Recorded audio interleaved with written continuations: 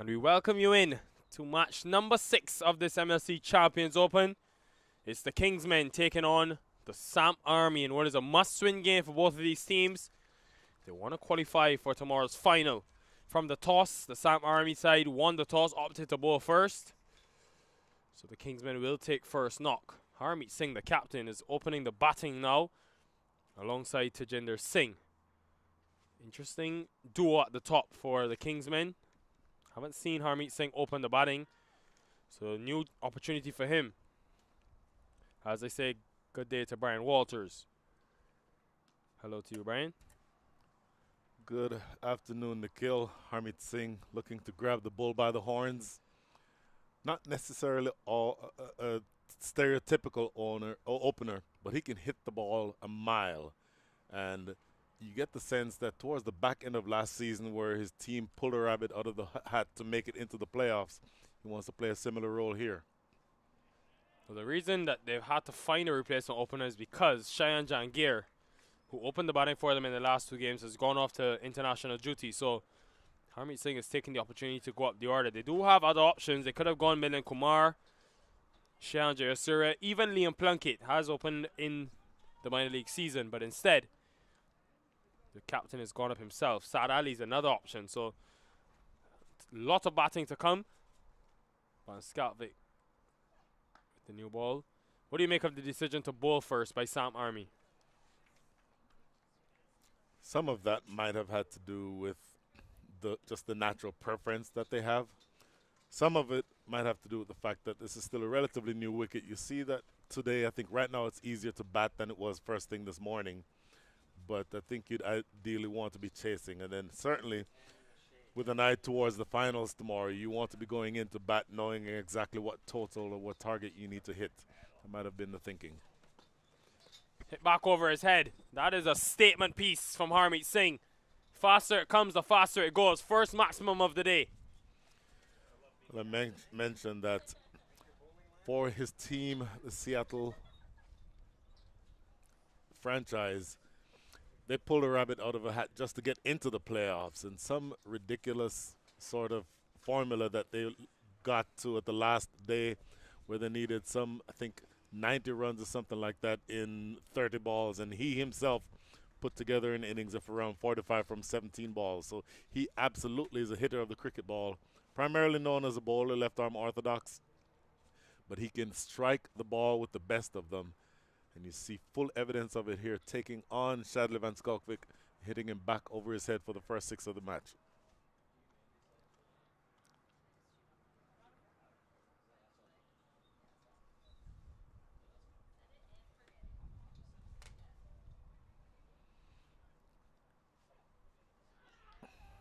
This time induces another drive, but he misses. I just wonder if they think, Samp Army, that this surface is going to get better as the day goes on. Don't see it changing much, but what could happen, Brian, is that green grass a lot more tends to die as the day goes on, as more cricket is being played. So it sort of takes away something, takes something out of the game for the fast bowlers that we've seen in match number 1 and these 4 deliveries in match number 2. Certainly could be the thinking.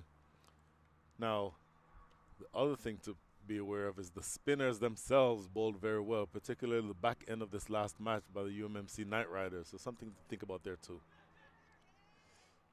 Excellent catch. Melanta with the gloves on, and after an early maximum, Van Skalvik comes back in a big way. But no, he's not claimed the catch, Lahir Melanta. A very honest man. Thought he got there. He did really well in terms of the effort. He did well to get there.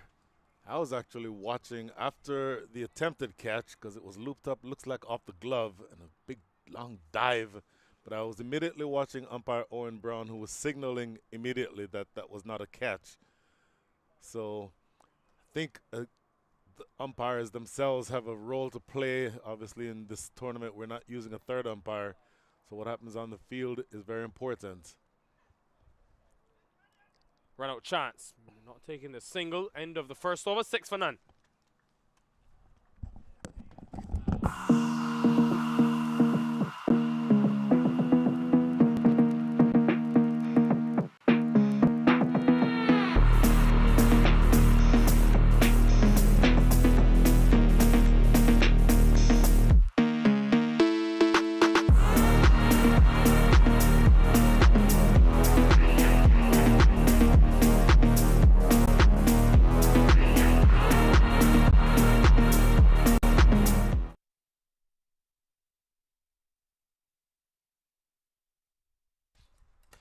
An eventful first over. Take a look at this. It's good umpiring by Owen Brown Jr. If you look at him, he's looking to see, and as soon as it was taken, he shook his head to say no, it wasn't a catch, center of screen. So excellent awareness from him. This angle will show you a bit more. Look at the umpire. He moves to his left, and he's watching closely, and as soon as he sees it, he shakes his head. Excellent awareness from him. But of course, Milanta did well in the end. He also didn't claim the catch. So good to see the honesty happening around the cricket. Dane Pete, former test cricketer from South Africa, with the ball in hand. Very versatile off-spin option. It's gone high, but not long. And Jacob Pinar takes it easily. First ball, wicket for Dane Pete. Oh, sort of a nothing shot there by Tajinder Singh. Seemed to be beaten in flight. Went through with the shot really in half-hearted fashion and lofting the easiest, the simplest of catches that Pinar could ever hope to take at mid-off. And the wind has slowed down just a touch. Looking to see where that ball goes here on the replay. Not very high and certainly not to the point where it would be swirling. So one of the more straightforward catches that you'll see at this level. Tajinder Singh faces one ball and he's back in the pavilion. The first wicket goes down, a 6 for 1. We have misjudged the length. Tajinder Singh, mid-off and mid-on are both up in the circle. Tried to go down the ground. Instead, picks out that fielder. So early wicket, and he's an important one as well. He got a 50 on day one. He's a real dangerous player when he gets going. Singh, they'll be happy to see the back of him, Samp Army. And it brings Saad Ali to the middle. No, actually it's Milan Kumar. So these two know each other very well, both being from India. And they want to get off to a good start in the power play. We saw in the last game 7 wickets went down in the power play between the two teams. So both teams will be cognizant of that and know the importance of scoring runs whilst keeping wickets in hand in the first 6 overs. Then Peter Wiley, cagey veteran, as you mentioned, played a handful of test matches for South Africa. And a very quality off spinner. Gets good drift generally. So you see him here looking to drift that ball away from the right-hander, and then if there's any turn, it turns back into him. 2 fielders outside the circle. Of course, we're inside the power play, so only 2 allowed outside the circle. You have a deep mid-wicket and a long off, or like that, a long on. So Milan Kumar about to take strike against Dane Pete. It's an important opportunity for Milan Kumar as well. Remember that first game, got a start, 15 from 10 deliveries, and then was struck on the hand, and it forced him to retire hurt. So hasn't really had an opportunity to showcase his ability. A man that was once the highest run scorer in the Ranji Trophy back in India. He's got so much cricketing ability. Had a good minor league season as well. Will want to prove himself against this high quality bowling. Ran out chance, does well in the end. Harmeet Singh does that. They do have a lot of batting, the Kingsmen. Saad Ali, Shehan Surya to come. Liam Plunkett can hit it as well. So even with Harmeet Singh going up the order, I don't think it's taken away too much from the depth of the side. Certainly would agree with that. Maybe even you mentioned who the hitters are. Somebody like Hamad Azam can also throw his bat around. So there are batting options. And by no means is there any concern being felt, I don't think, here by the Kingsmen. That is a mammoth strike from Harmeet Singh. Don't even think he got it off the middle of the bat. And it's cleared the boundary by a long, long way. He didn't get it anywhere near the middle. Really, off the bat, it almost seemed like a top edge, but we have spoken about all day that the wind is blowing from that direction, from the northeast. And so once that ball got up into the air, it certainly would have been aided by the wind, and it carries it a good 20 yards over the boundary, not too far away from us here in the commentator's booth. Another mammoth 6 by Harmeet Singh. I mentioned he's a hitter. He's not necessarily technically correct when he bats, but if it's in his zone, in his arc, he can absolutely hit it a mile. Pete is going to have to be very wide because Harmeet Singh is going to target that leg side. This time much quicker, but off the outside edge. Don't think he'll run away. David White does well. Just 2. You remember in the minor league season, his strike rate was 226, Harmeet Singh. Just was able to hit 6s at ease and became that sort of finisher for his team, the Thunderbolts, very quickly. So it adds in that sort of all-round element to his game. We know he's there with the ball in hand, but an asset for teams because of the batting he possesses.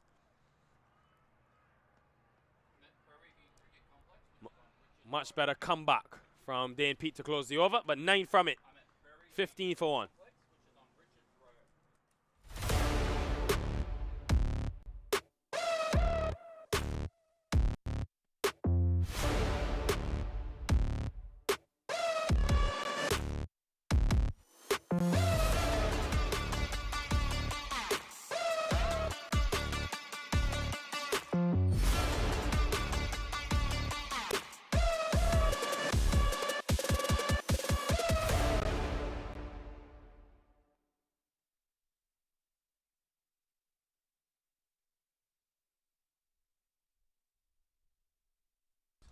$15 after the first 2 overs.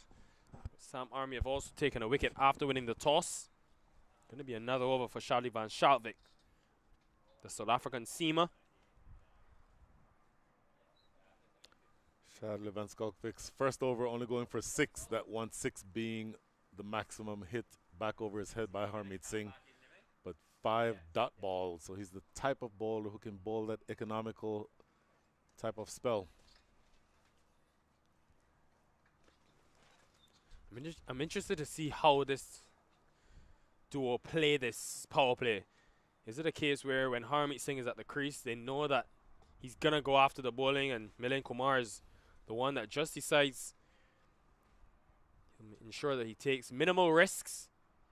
But of course, given the batting depth that they have and the prowess, they could both go after the bowling and try to get them off to a good start and put the Samp Army on the back foot.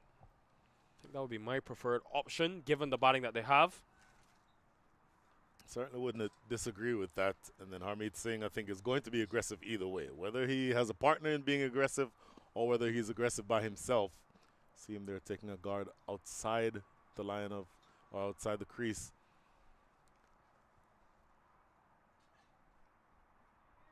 Good deception from Van Schalkwyk. Shadley van Schalkwyk, I think, yes, you are absolutely right. There was the deception there. He feigned as if it was the quicker one. You hear the big loud grunt, but then took pace off of the ball. The ball looping up over the attempted pull by Harmeet Singh.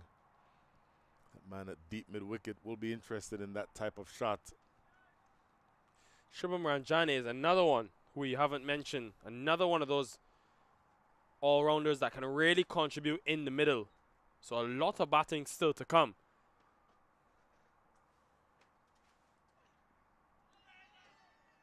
Big swing and a miss. I wonder how much the fact they want to keep a left-right combination at the crease impacted Shehan Jayasuriya. Left-hander, Harmeet Singh is already out there. Saw him bat at 3 in the last game, but he hasn't come out to bat as yet. He did bat at number 6 in the first game, but I don't imagine he would come in that late. Got to 47 in match number 2 for the Kingsmen.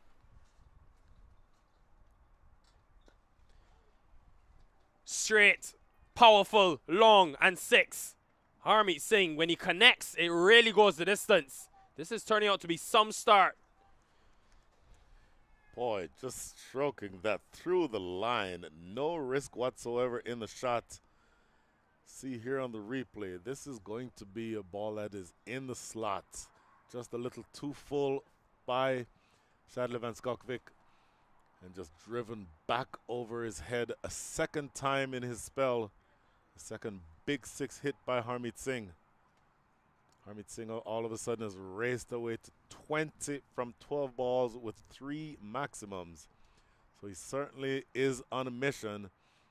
And Shadley van Schalkwyk is going to have to change the length just a touch, bring it back a few yards.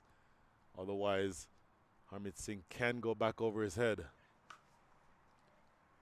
Can hear the sound off the bat. He's really timing the ball well.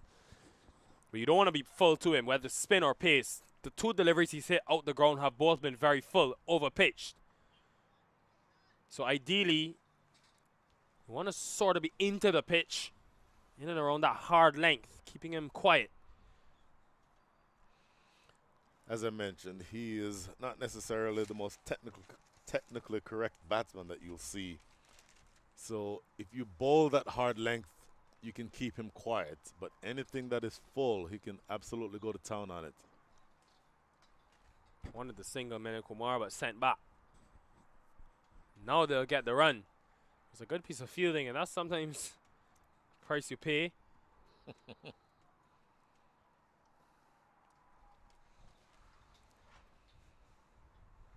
3 overs up. The score is 24 for 1.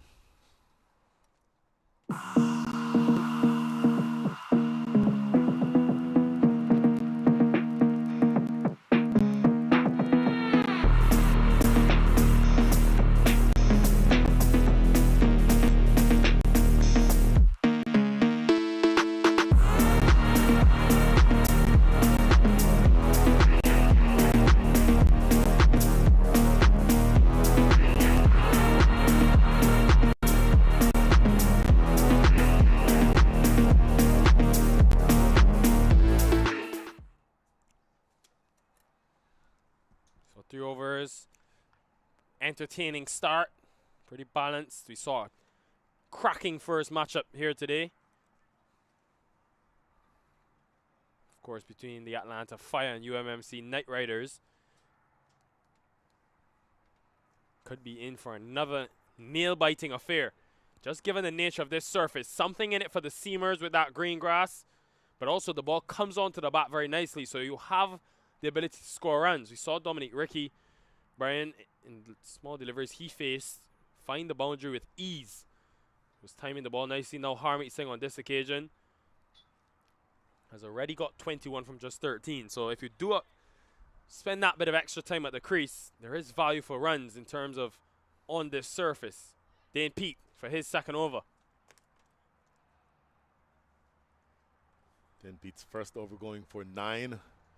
Shadley Van Skalkvik's 2 overs cost him 15 so far. Shot that pretty powerfully. May have saved a boundary, Dane Pete. Not often you see a captain going to the same 2 bowlers for the first 4 overs. In T20 cricket especially. But probably happy with what he's seen here so far. This, for me, is an interesting matchup. Dane Pete bowling to the aggressive hitter of the cricket ball, Harmeet Singh. Took him for a maximum in his first over. Look to see the approach taken here by Dane Pete. Just quicker and flatter through the air, not tossing it up. The one that was hit out of the park by Harmeet Singh off Dane Pete was tossed up, and he reached over and fetched it. I suspect that that's why he'll be firing this in flat. And 2 good deliveries so far to Harmeet Singh by Dane Pete. Flat and not allowing him any room to get under the ball, keeping the big man quiet here in his second over. Very delicate, and this will be more runs. Harmeet Singh just playing it at the last second, but excellent piece of fielding again. Van Skalvik this time, and Samp Army have saved a couple of boundaries now because of the good work in the field. Great work. Intentional late cut, just opening the face and running it fine of that fielder at short third. But yeah, Shadley Van Skalkvik with the sprint down the hill and sliding to stop that one just inches in front of the rope, saving a couple runs for his side. Just past the man. He was in the circle. Shadley Van Skalvik at that short third position.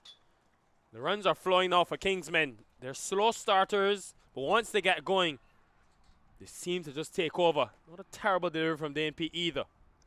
Not terrible, but gave him just the amount of width that he needed to open up his arms and cut that away. Certainly cut with more force than that previous delivery, which was late cut. This is a legitimate square cut, and it was too square of that fielder again. Shadley Van Skalkvik at short third, not able to get to it. That runs away for the first boundary. The first 4 hit by Harmeet Singh. He already has 3 sixes.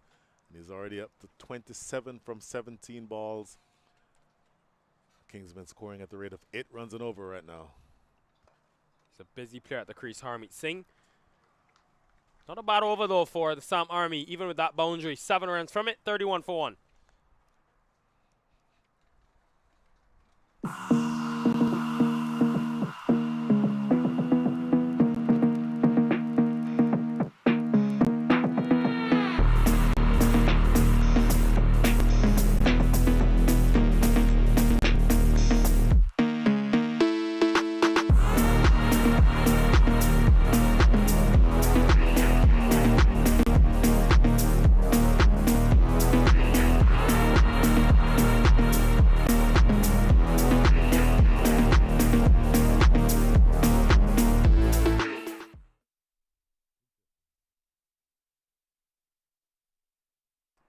Back live at the Prairie View Cricket Complex, field number 6.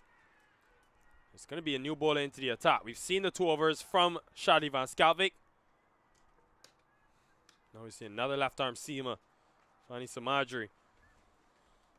Excited to see how he bowls today because it's already been a contrasting MLC Champions Open for him.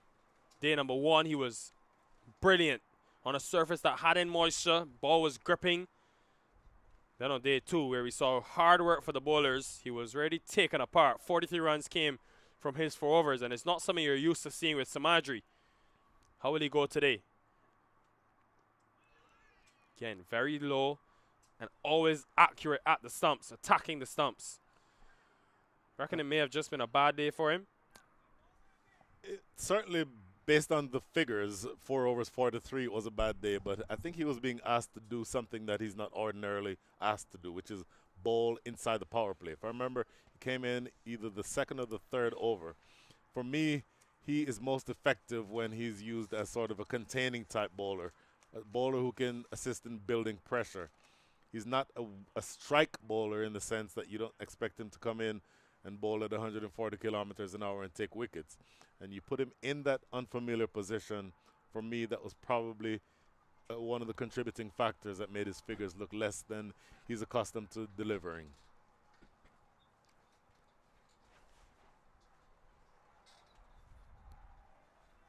Well, he bowled the 3rd over against the Atlanta Fire and went for 15 runs and never really seemed to get in any rhythm after that.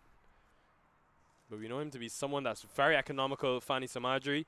Just able to, because of that low trajectory, to really trouble a batter, especially the taller ones, like maybe a Harmeet Singh. The ball keeping extremely low. What I think I like about him most is his ability to change the pace, the delivery. Harmeet Singh, though, when he's connected, it's really traveled a long way.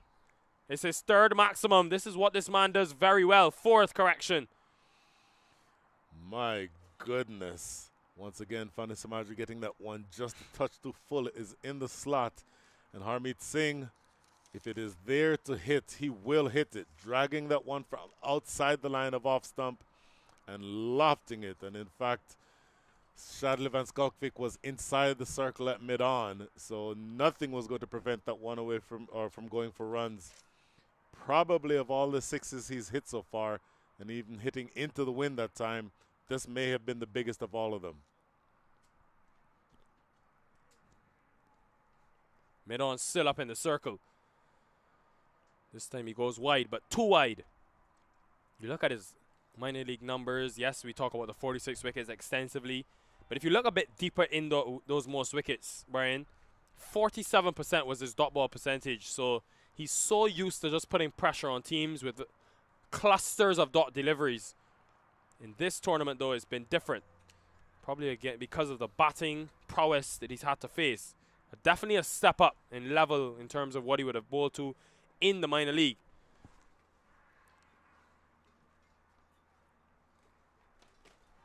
Should be taken. A soft way for Harmeet Singh to end what was a dominant innings. 4 maximums, looking for a 5th. 1 too many. Wow. Change of angle of attack. Choosing Fani Samadri to go around the wicket to Harmeet Singh, to slant the ball across him, to ask him to hit on the offside, trying to fetch this one from outside the line of off stump, and only succeeding in lofting the simplest of catches to point. And so the man who we've spoken about a lot, who is a wicket taker but generally has been used in different ways, he's been asked to bowl here during the power play, but he does come back and take his revenge. The second wicket goes down. Harmeet Singh disappears, 33 from 21 with 1-4 and those 4 sixes. But he's done with the bat for today. The score is 39 for 2. Well, it tells you about Fani Samadri. Even when he's been struck for a maximum, always finds a way to battle back.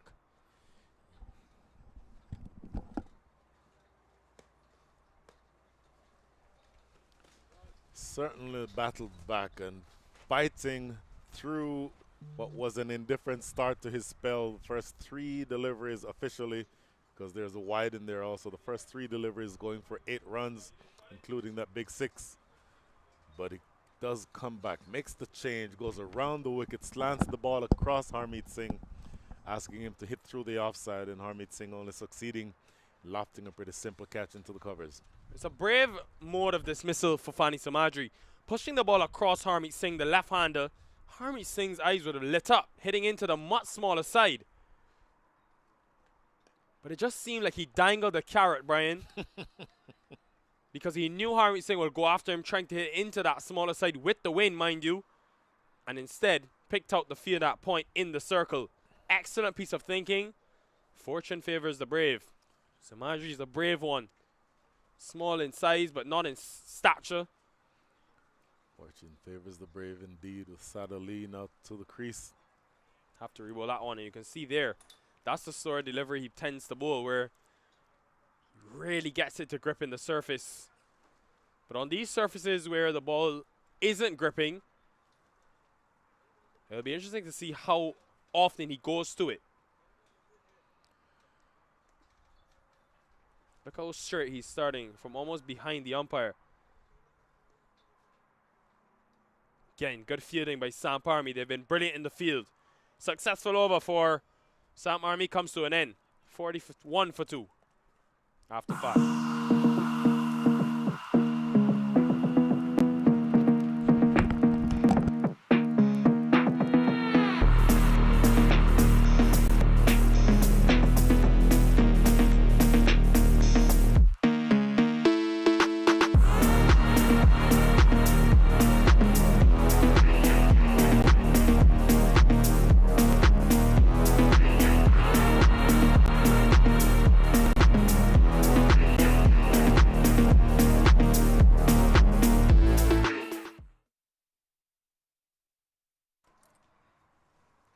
Welcome you back to this 6th match of the MLC Champions Open, as we see Dane Pete continuing 3 on the trot here. Brian, I'm Om Patel joining Brian Walters, and why not took a big wicket of Tajinder Singh in his first. No more Harmeet Singh, and also another left-hander, Saad Ali, in the middle. Dane Pete's 2 overs so far, going for 16, so 8 and over is maybe a touch expensive during the power play overs, but that 1 wicket he'll be happy with. 1 wicket of Tajinder Singh. And now 2 relatively new batters to the crease. Milind Kumar has been there for 6 deliveries. Oh, and look at this outside edge. Well, just as you said it, Brian, he's been brought on to take a wicket, and he gets that one there. Just keeping it right on that 4th, 5th stump line, daring Saad Ali to take him over the vacant extra cover region. And all he does is find first slip. Dane Pete, he's got number 2. Saad Ali looking for that big drive through the offside, but the spinner looking to turn that ball, turning it away from the left-hander. Slip fielder in position. I like the aggressive field setting. And that big drive essay, looking to play that through extra cover. That ball actually thudding into the chest of that slip fielder. I believe that's David White. We'll confirm that as soon as we can. But he does enough to not only not drop it, has it thud into his chest, but then he's able to control it and then grab it on the rebound. So a very big wicket there. A second one taken, both wickets fallen so far. Make that 3 wickets so far, and 2 of them taken by Dane Pete. My apologies. That was Shadley Van Skalkvik at first slip, who was able to get that ball ricocheting off his chest, but had the presence of mind to stay with it and put it away for the catch. So the third wicket is down. The score is 41 for 3. Never easy to take it on the carom, and again, Saad Ali threw everything at it, but he's got to take that trip back to the dugout, and he'll bring out another left-hander, continuing the lefty-righty combo. It's Shehan Jayasuriya, the ex-Sri Lankan who's just poured on runs for the Silicon Valley Strikers in minor league cricket and has showed off a couple of shots. Hasn't had the big success that you would normally expect, but he's kind of been up and down the order, hasn't really been given a fixed spot and just come in different situations. But right now, being brought in early, looking to stabilize an innings and try to add his own mark to it. As Dane starts on the stumps and no run on offer as that one's hit out to Obis Pinar. And again, for Samp Army, it's really do or die, and run rate's going to be crucial. They're 2 games down, gave up 218 overs, so they're going to fight for run rate if any chance to be in that final. So every run's going to be crucial for them. No question. And the batting from here of Shehan Jayasuriya is going to be important. Shehan Jayasuriya, one of the better batters in the minor league system this last year. I think he was second to Unmuk Chand in total number of runs scored. So you expect him to be an accumulator of runs. He also is able to score on both sides of the wicket. So it's a good option to have to the spinner. Milind Kumar just tucks one. Chance of a run out. Direct hit might have been close. Again, he kind of just took the slower approach, expecting the throw to go at Shehan's end. And by the time he realized the throw was coming to his end, started to speed up. And again, direct hit could have been interesting. Last ball now of the over to be bowled. What a really good over so far. It is the most economical over of the innings so far. Just 2 from it. And we'll make it just 3 from it. A good over this for Samp Army. 3 runs and the big wicket of Saad Ali. Dane Pete doing his thing in his 3rd over. 6 overs gone. 44 for a loss of 3.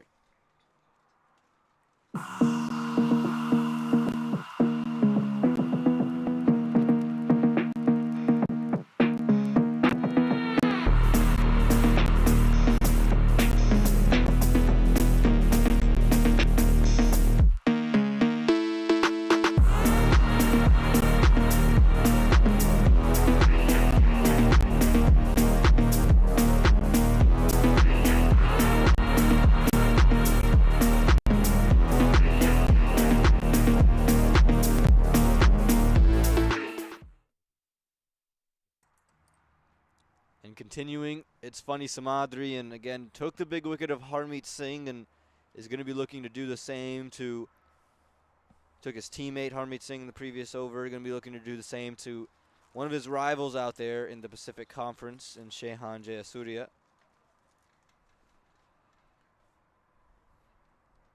Harmeet Singh sort of epitomizing the words of the great Matai Muralitharan, saying the bowler only has to get it right 1 time.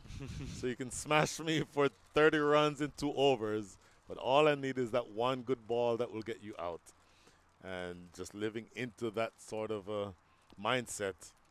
And it does take great courage for him to bowl inside the power play over. So, you know, he could easily have said to his captain, Skip, I don't think this is the best idea. But I think the fact that he took that wicket will pump him full of confidence. And then, of course, now bowling outside of the power play with the 6th over behind us. Vanessa Margina bowling over number 7. He has more protection in the deep, bowling to Shehan Jayasuriya. And it is not going to be Funny Samadri after taking that wicket, so they're going to hold him back. It's going to be the youngster Abiram Bolasetti with ball in hand. And this one's pushed into the offside and is going to beat. Oh, no, it's not going to beat the fielders out in the deep. Really good work. Samp Army consistently have been so good in the field. And once again, saved 2 runs there. What great work in the deep. That is Marty Kane sprinting to his right. And almost, that ball would have almost gone over the ropes at deep point. But he made a brilliant diving effort to stop that ball from going over the rope. And yes, so I was in my eagerness to describe how well Fanny Samadri has come back, I managed to miss the fact that one of the more exciting young U23 players around, Abiram Boliseti, is into the attack. Saw this young man as a youth player, was always impressed with him. Great to see where he is now. This one just going to be taken into the leg side. Fielder coming around and is going to be able to keep it to, again, just two. You mentioned one of the under 23s. We saw Ali Sheikh, Matthew Trump earlier.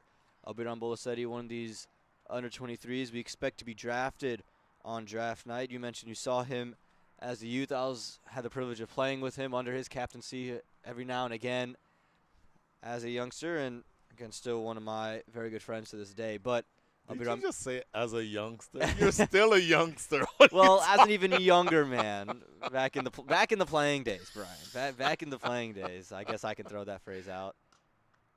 This one hits straight to extra cover. Again, Abiram really made a name for himself this past minor league season with the bat in hand. Really didn't find that rhythm with the ball, but with the bat, kind of reinvented himself as a pitch hitter down the order. We saw him hit 44 off 22 at Church Street Park, some big sixes, and really led the charge against some teams like New Jersey Somerset Cavaliers, leading to wins for the Morsel Raptors.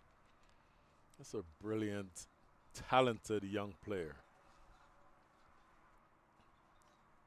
That one's going to drift down the leg side, but you can see the intention from him. Something we saw from Rusty Theron was he was going to hit the deck hard and be in the body line of the batter, and Abiram and Rusty may be around that same pace at the moment. Abiram maybe just a couple of notches below.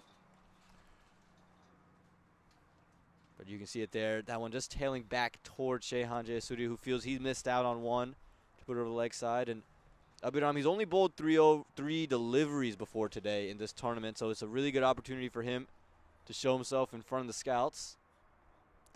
Full and straight, flicked into the leg side. Work to do for the fielder, and he won't get it done this time. It's going to be 4 runs. Just straying in line a little bit, and just far too easy for Shehan.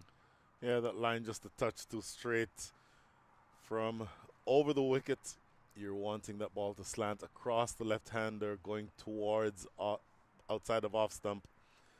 Not able to get it outside in terms of that line. It was too straight. It was probably a middle and leg line, pitching outside the line of leg stump.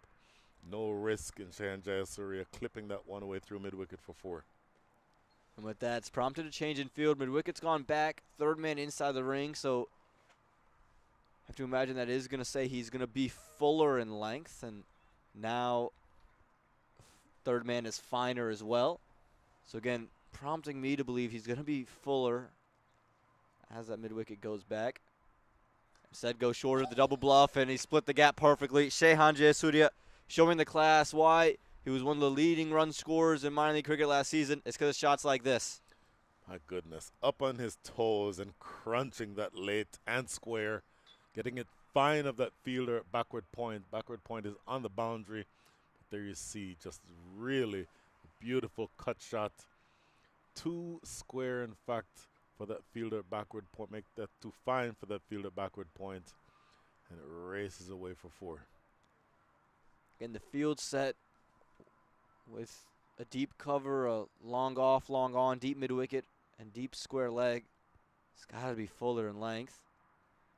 Is a touch fuller, and that one's played finely to third man from Shehan Jayasuri. Good over this for the Kingsmen. 14 runs coming from it. At the end of 7, it's 58 for the loss of 3.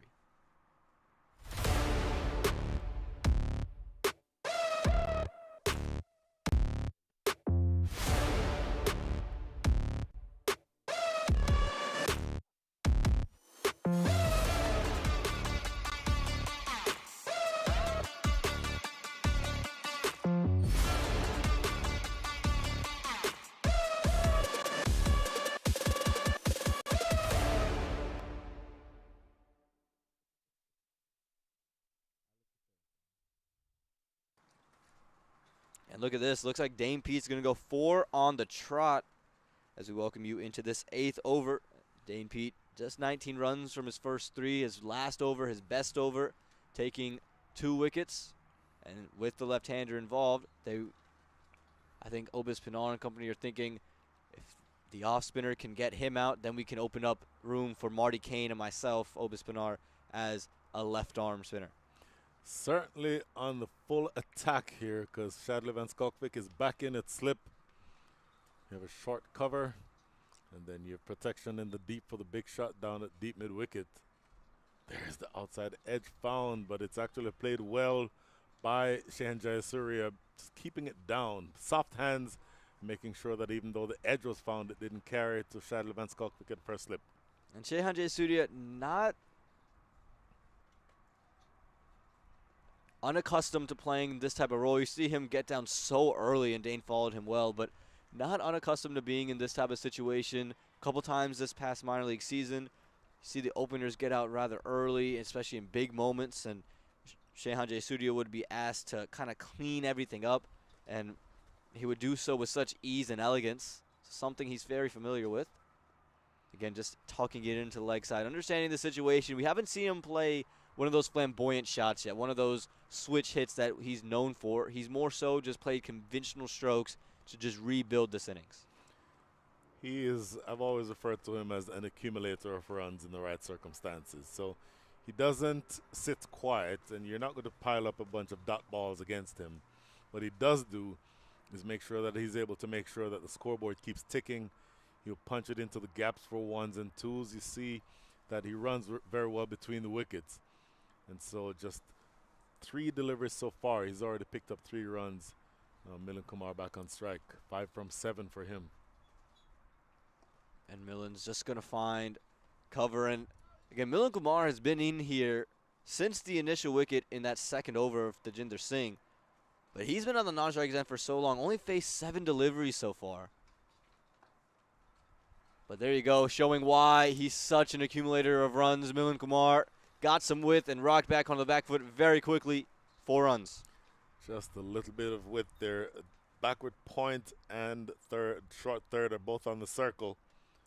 And that late cut, expertly played and getting it into that gap between those 2 fielders behind point.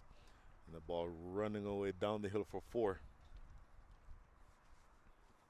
This time, soft hands, but no run on offer. Milan Kumar is such a good player, captain of the Philadelphians, and that'll close out Dane Pete's spell. A good spell, that is 4 overs, 26 runs, 2 wickets to his name, 8 overs gone. It's 65 for the loss of 3.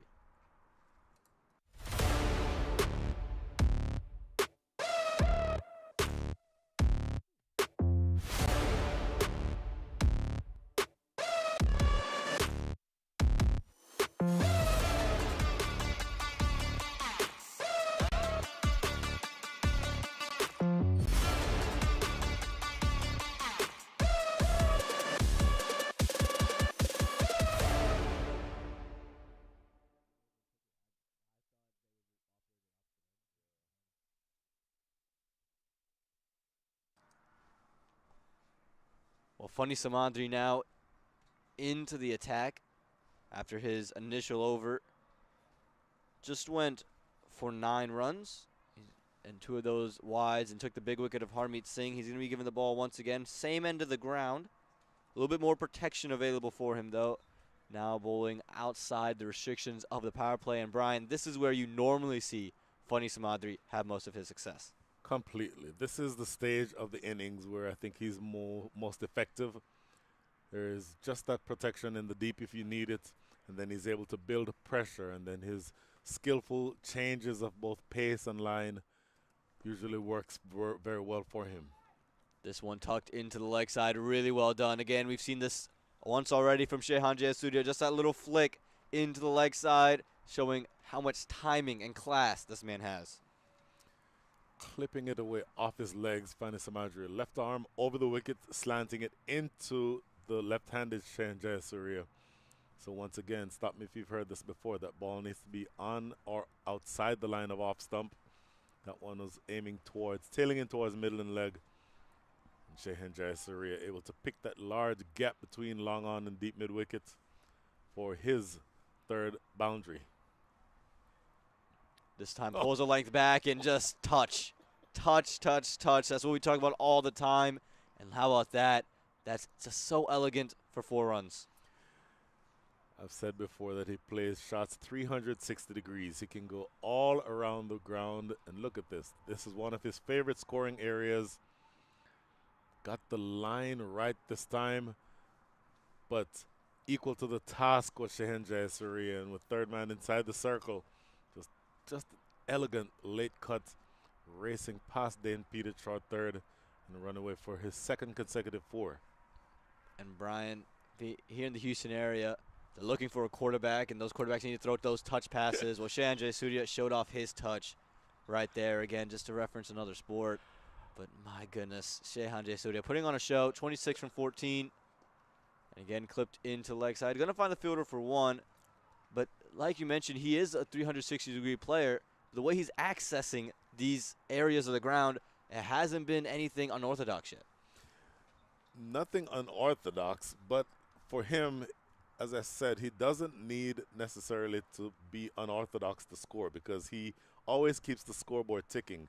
And I guarantee you that if you ever see either short third or fine leg inside the circle, he's looking to manipulate the ball into those areas with those depth touches. And maybe if you do see any sort of reverse sweep or any switch hit, he generally tries to target those areas either square or just behind square. Milind Kumar, take a bow. That's just glorious. Went full, went straight, and Milind Kumar just helps it into the gap. 4 more, third 4 of the over. That shot had some disdain behind it. Vivian Richards, who stopped playing long before you were born, a man, would be proud of this. Look at that, disdainful. Did not move an inch after playing that shot because he knew it was racing across the boundary at extra cover. These two putting on a show. Milind Kumar has only played 11 deliveries, but he's got 13 runs to his name, and he's finding rhythm. Normally someone who takes a little bit longer to get going, but someone who could definitely strike the ball at a high rate. Strikes it well above 120 in minor league. And again, we saw one delivery, hit him up to the stumps. The next, he's back. You have to imagine means seam up or back of a length here. It's back of a length and just tucked into the leg side. They could push for 2, and they'll just settle for the 1. Probably a good decision in the end. It's been already fantastic over 14 runs and still a delivery remaining. 14 runs is scoring at the rate, the Kingsmen, of 8.94 runs and over. This rate projects them out to 179, which would be a much more total that more would be in line with what you'd expect given the decision to, or given their ability to bat first and put runs on the board. Again, batting this time of the day is easier than in the morning. This time changes the angle, but same shot played. This time they're thinking about it, and again, Milind Kumar sends Shehen Jayasuriya back. Again, the right decision. 15 runs coming from this 9th over. At the end of 9, it's 80 for the loss of 3.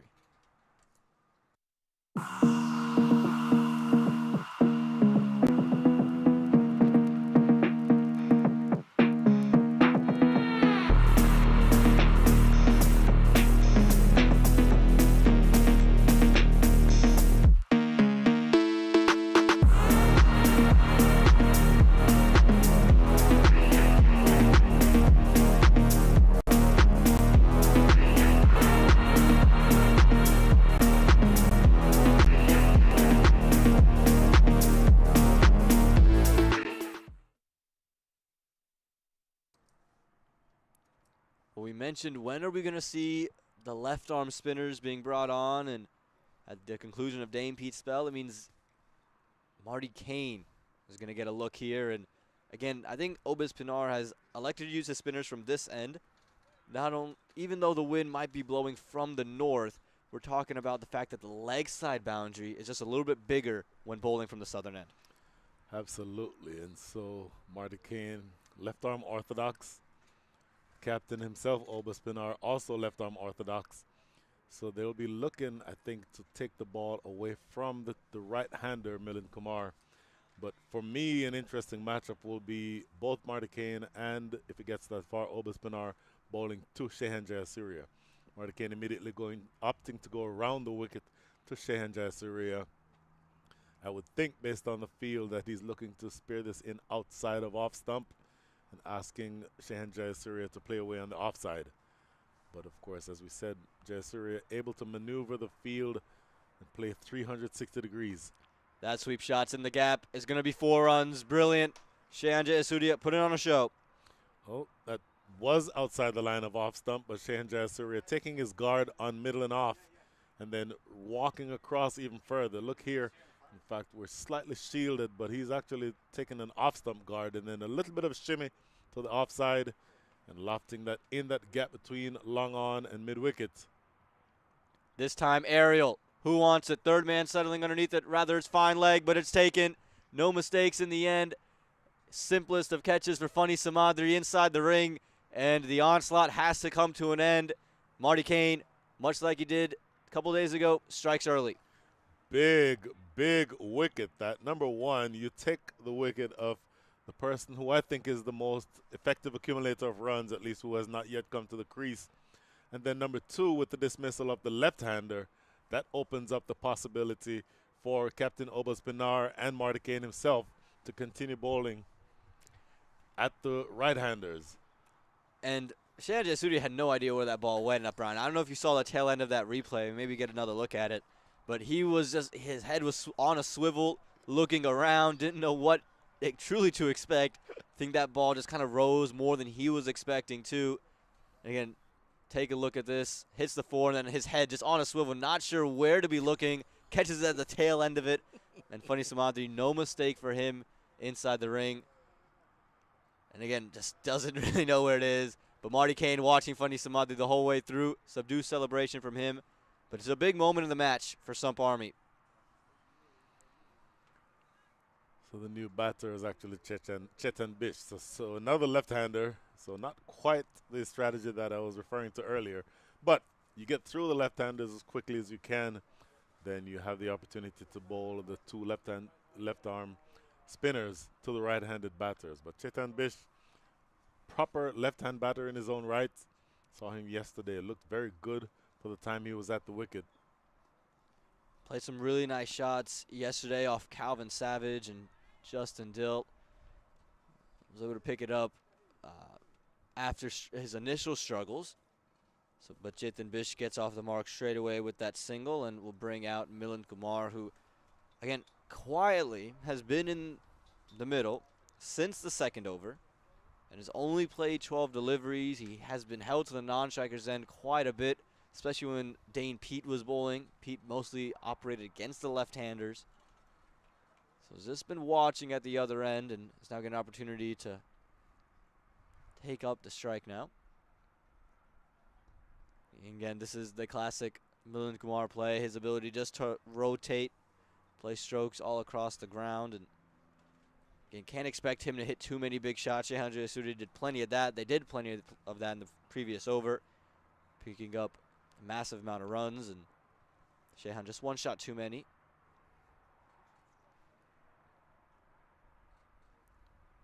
This one pulled into the leg side. Fielders converging, and we'll just keep it to 1-0. A fumble out in the deep, but also a slip in the middle.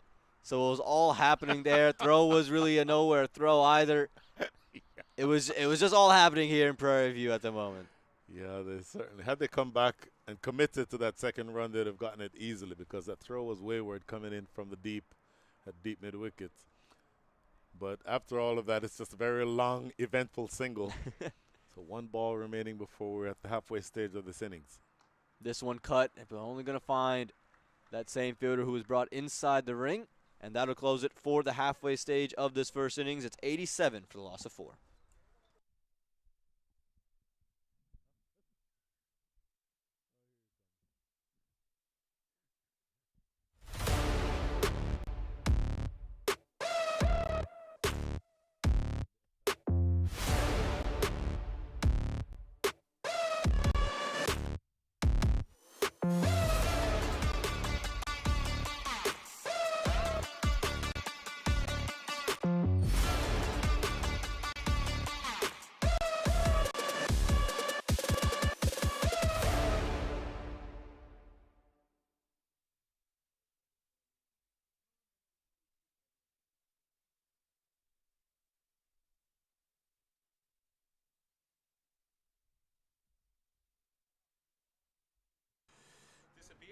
Well, 4 wickets, but they will be happy with that rate.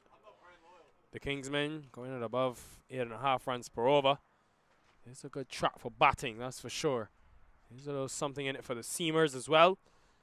Good day to you if you're now joining us. It's match number 2 on this day. Match number 6 overall in this MLC Champions Open. Spin has bowled well throughout the day. Kartik Gatapalli, another option used for Jacob Espinar.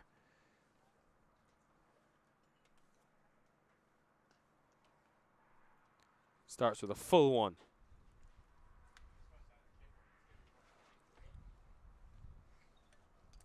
A lot of work to be done for Kingsmen if they want to get to that 150, 160, which you think would be very competitive. They do have Milind Kumar there, and they've got a lot of batting to come still. Hamad Azam. It's just one. Liam Plunkett as well, and then Shubham Ranjani. Down the track. Has he got enough? Yes, he has. And a real astonishing strike from Milind Kumar. He's been quiet for a while, but got close to it and deposited it for 6. He's been out there an awful long time. Came in at number 3 in the second over. So he's been out there for 9 overs, but somehow he's only faced 15 balls. Seeing a lot of action at the non-strikers, and finally getting unstuck a little bit there. Just too full and winds up cracking it down the ground, and that's where the wind has been blowing. We saw Harmeet Singh hit some monstrous 6s in that direction earlier.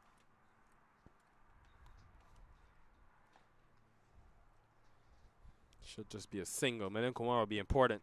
Having one set batter there throughout this innings will be crucial.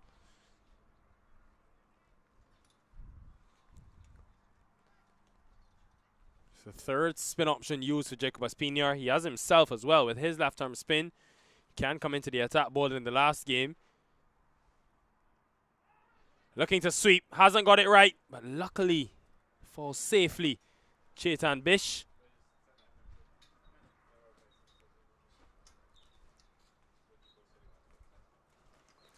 This was in the air for a long time, but just luckily falls into no man's land. That final leg fielder was a bit too fine to be able to charge in and get this one.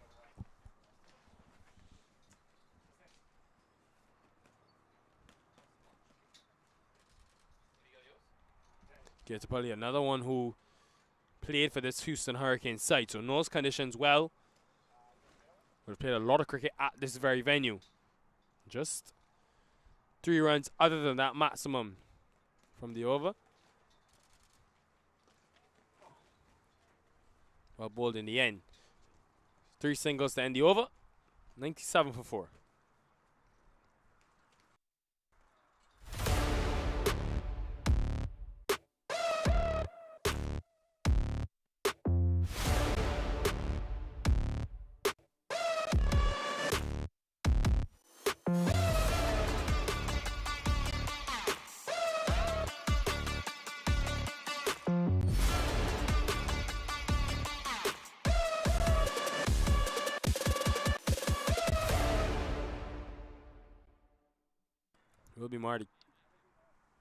Will be Marty Keane back into the attack. He's got somewhat of a golden arm. Played his first game 2 days ago.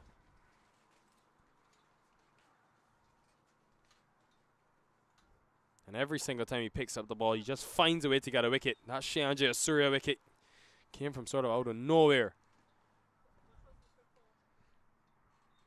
Mention that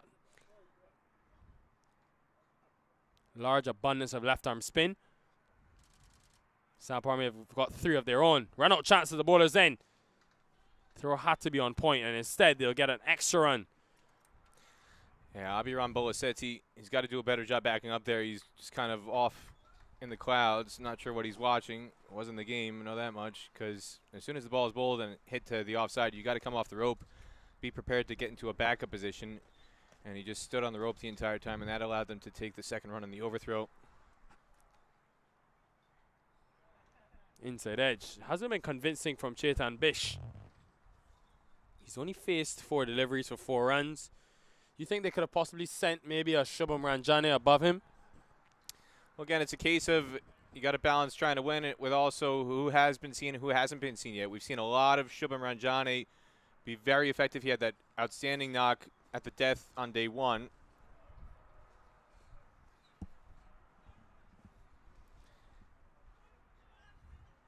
And he also had a reasonable knock on day 2 as well. He's also gotten some opportunities to bowl. Marty Kane, one of the top left-arm spinners in America, hasn't really gotten many opportunities to showcase his skills. So that's part of the reason why he's getting an extended run here.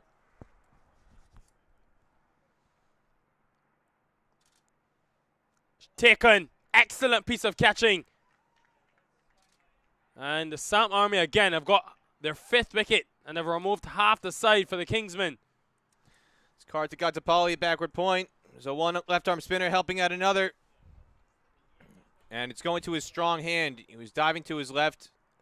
That's his bowling hand, his strong hand. And Milan Kumar just not able to get on top of this. A little bit of extra bounce from Marty Kane. And Kartik with the salmon leap effort. Latches on.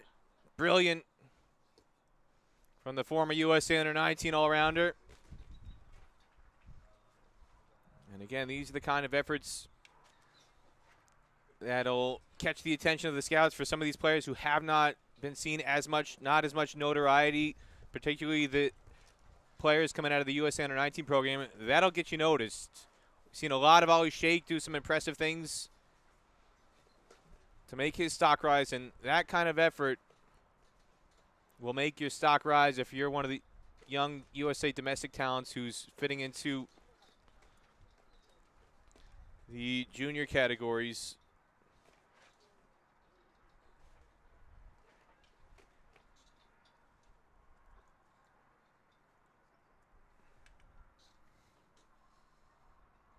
So Marty Kane again, mentioned that golden arm, mentioned the fact that he's always able to make an impact when he has ball in hand.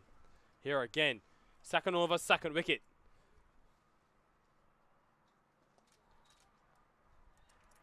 Misfield means that they're scampered through for 1. And it's PNR making the mistake.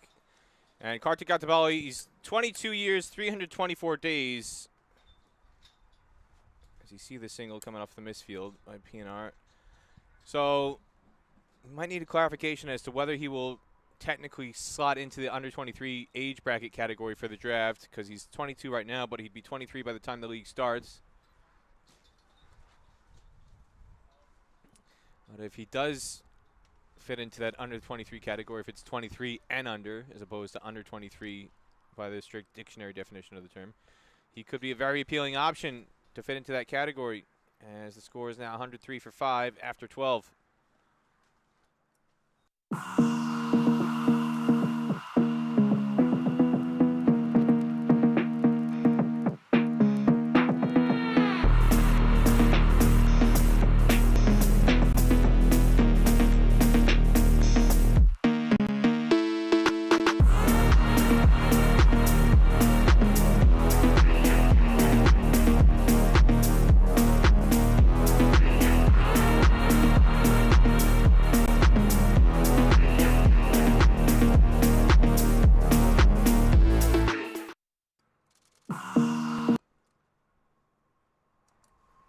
Live. There's Gattapalli again, continuing. He's got an interesting backstory. He's born in Telangana, in India, but he's an Australian citizen. After being born in India, his family moved to Australia, and so he spent a good portion of his youth growing up there, and then I believe it was in his early teens when they relocated to Texas.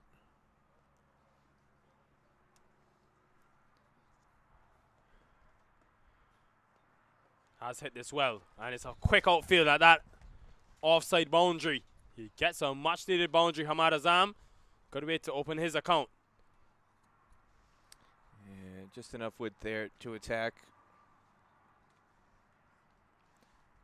on a 7th, 8th stump line, and Hamad Azam capitalizes on it. But yeah, Gattapalli played for USA Under-19 in 2017. It's hard to believe it was 3 cycles ago.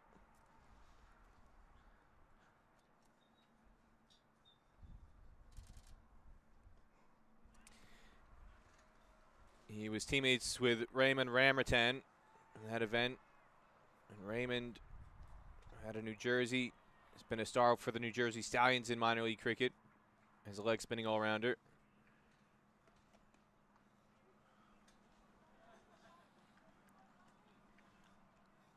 Yeah, it certainly is an interesting journey, starting from India, going to Australia, then to the United States. And all around the world. He's a very skilled bowler, Gaetapalli. Had an injury to his hand, and that's why he didn't compete in the 2022 minor league season. But in 2021, was a big reason why the Hurricanes were able to make the playoffs. An excellent over, though. Just the one boundary and the 2 singles. 6 from it. 108 for 5.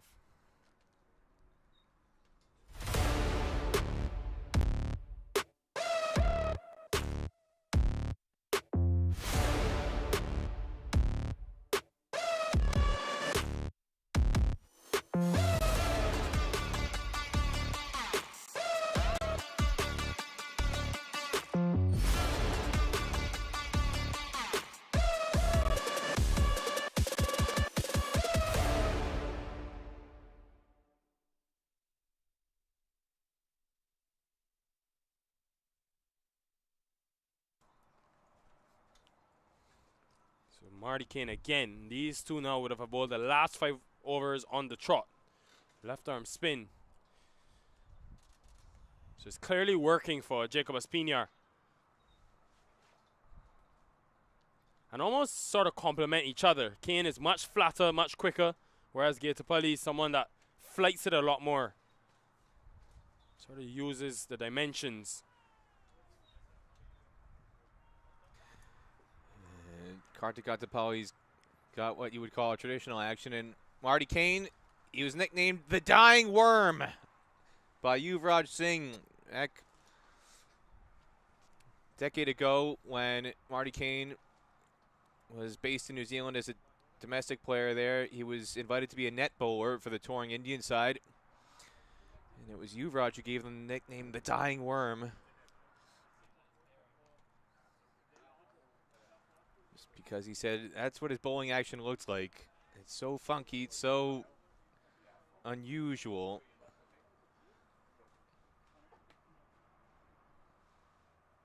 He's originally from Nelson in New Zealand, Marty Kane, but married an American. His wife is from Missouri, small town Missouri.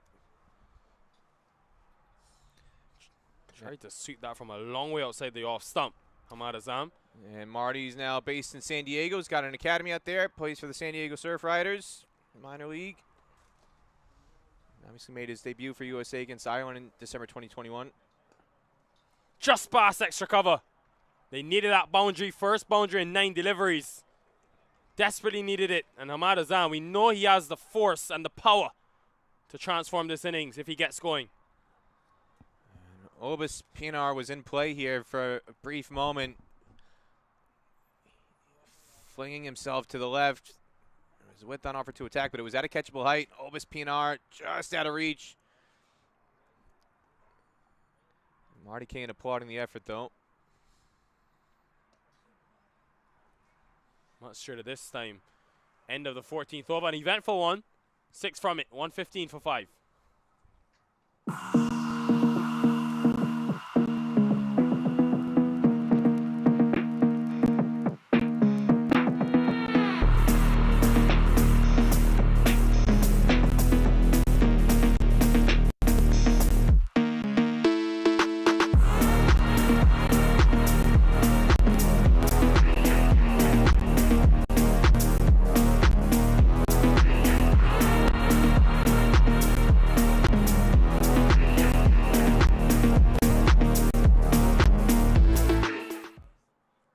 Seems like Jacob Espinar is very happy with the way his 2 left-arm spinners are going. He's keeping Gaetapalli into the attack. 3 overs on the trot.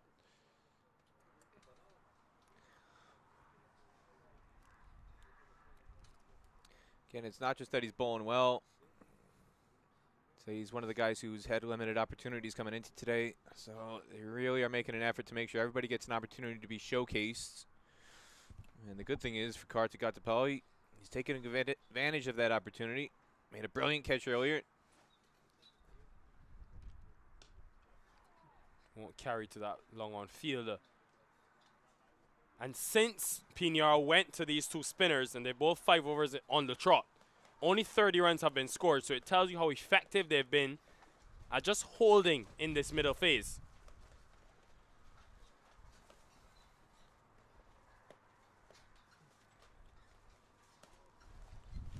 Wonder what would be a competitive total. It's not a bad pitch in terms of for batting. Ball is coming on nicely.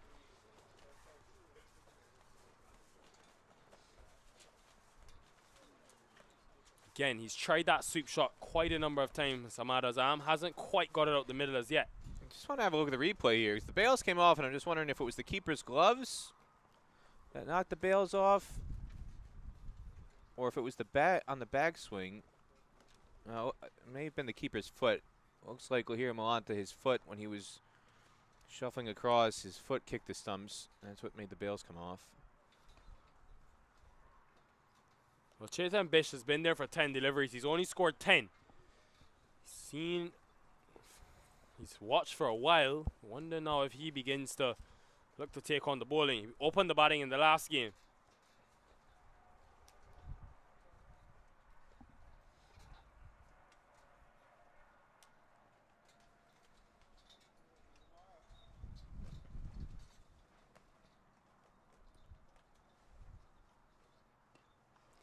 Ahmad Azam down the track, just over, and it's another maximum. He deals in 6s. The Pakistani all-rounder. Well, Kartik Tapal, you'll see him. He'll raise his arms here as soon as the ball is hit. He thought it was a wicket off the bat. He thought the wind was going to keep it in play, and Shadley Van Skalkvik was going to have a chance. Look at him. He's excited. He's got his arms raised. He thinks it's a wicket, and Shadley just barely clears Van Skalkvik for a 6. And the wind is blowing in that direction. That's where most of the 6s have been today. And that helped it over the rope. Sweeps. He's looked for that sweep, and he's got it right. The wind will help as well. That is pure power from Ahmad Azam. Back-to-back maximums. And again, fielder thought he was in play for a moment. Fani Samadru was out there deep mid-wicket. And once again, we see another example of the wind coming into play here because he charged in off the rope. He thought, no way is this going to carry. I got to jog in. And then all of a sudden, you can see him backpedal as it sails over his head by a good 10 yards because the wind is blowing in that direction. It's kind of blowing to the northwest.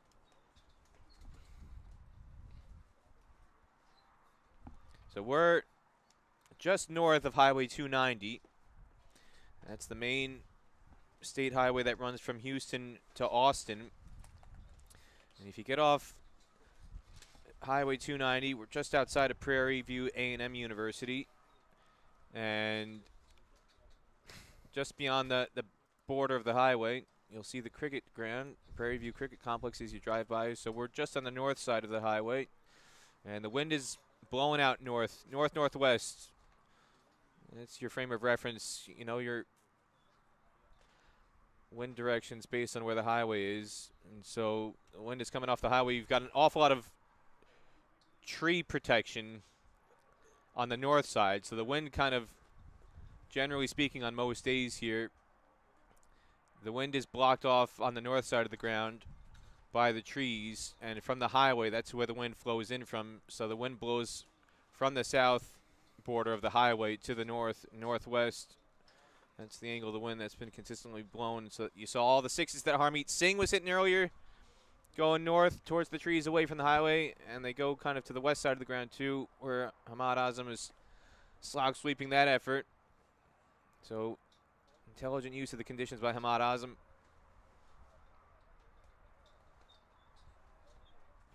Big over. A big over for Kingsmen. We will end it with 2. 17 runs from it. And that could be exactly the over they need to propel them in the last 5. 132 for 5.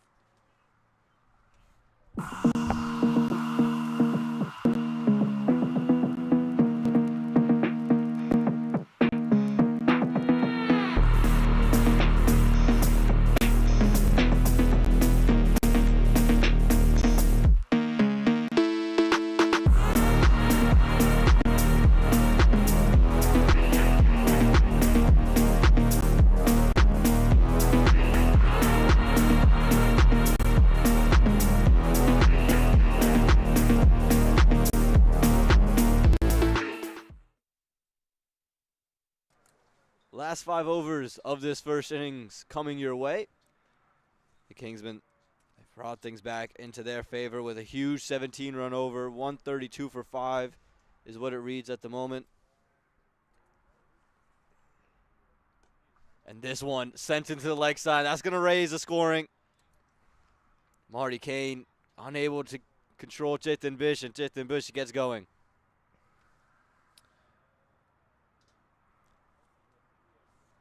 Yeah, this one just too full. Marty Kane slanting it on the legs. It was outside leg stump really, so he had a free license to swing at that one. And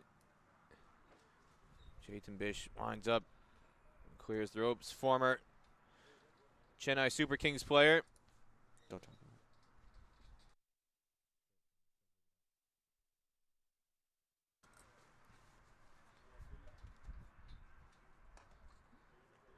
And this time, only going to be a dot ball. Marty Kane has been rather good apart from that delivery there. And again, got to be a fan favorite come Major League Cricket, Peter.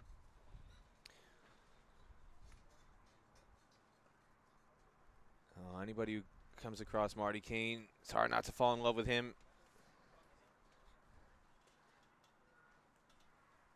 He's got a great attitude on the field. He's full of effort. He's always throwing himself around. You can see him fielding off his own bowling. And we haven't really seen many opportunities for him with the bat this week, but he had a very, very crucial role in USA's victory over Ireland in December 2021 with a bat. So he can do it all, given the opportunity. Just an electric cricketer, you'd classify him as, with the bat in hand, always going to give you something valuable with the ball, fires it in quick, and then in the field will give you everything. This one, though, swept into the leg side, one bounce, and the fielder, Shadley Van Skalkwyk, trying to keep it in play, unable to do so. It's going to be 4 more. I'm not sure exactly what Shadley was doing there. See this one backspin towards him, and I'm not sure how you want to describe that effort. I think he could have done a little bit better to keep that one into play.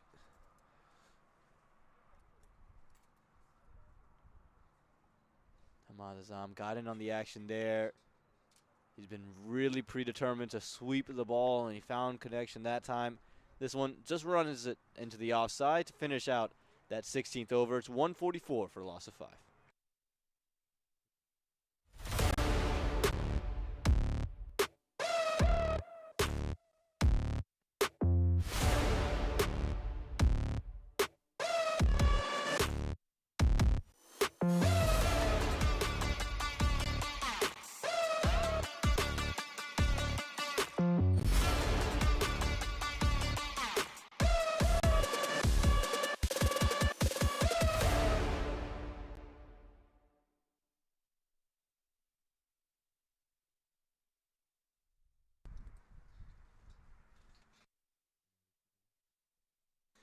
And these are some of the pals from television production crew who's been out here today filming some features on Major League Cricket.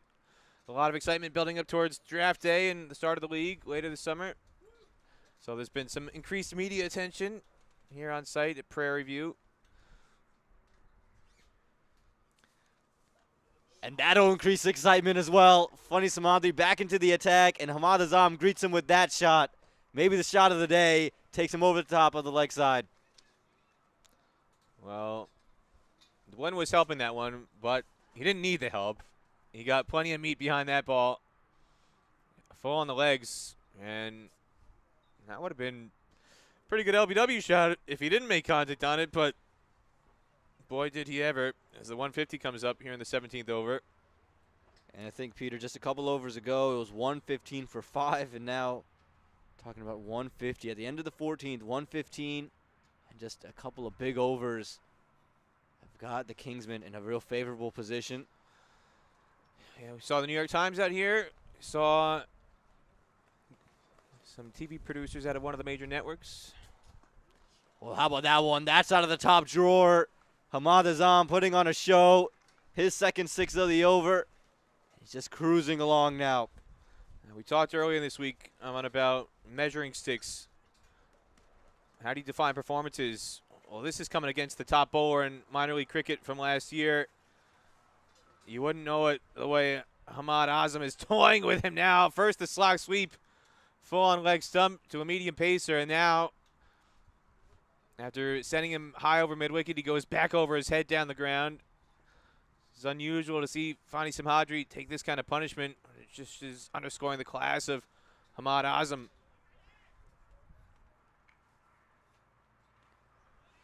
The slower one works this time. A crucial dot ball. Ahmad Azam was through the shot in a hurry.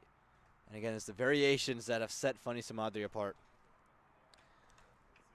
Yeah, as silly as he looked in the first two balls, on that occasion he made Ahmad Azam look silly. Way out in front of the slower ball. This one pummeled into the leg side. One bounce out to the fielder. And again, unable to just get on to that one there. But he's done the damage already. 12 runs coming from the first, 13 runs coming from the first 4 deliveries. Karthik got to belly the fielder out there. And there's been a lot of struggles out there. A few moments ago, Fani Simhadri charged in off the open. Ball sailed over his head for 6. This time Karthik got the ball. He hangs back, thinking the ball is going to carry a bit more than it did. Instead, it drops 10 yards short. This one just hits straight back to Fani Simhadri, who's used this tactic today. He's come around the wicket for the left-handers, just trying to change the angle here at Prairie View.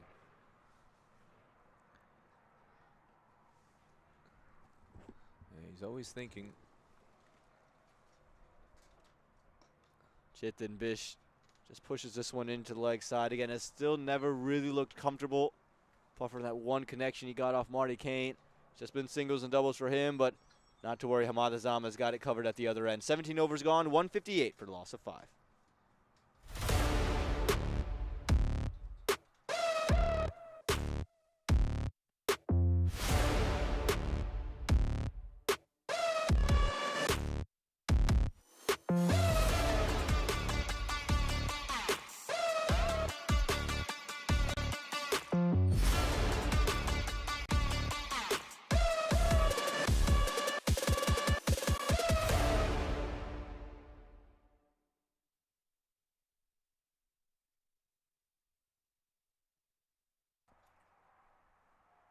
What we saw moments ago, Lahiru Malanta gave away his helmet to Sivakumar Duvarapu, the 12th man for today.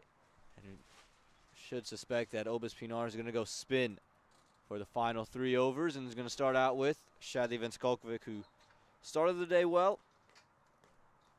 Just 15 runs in his 2 overs.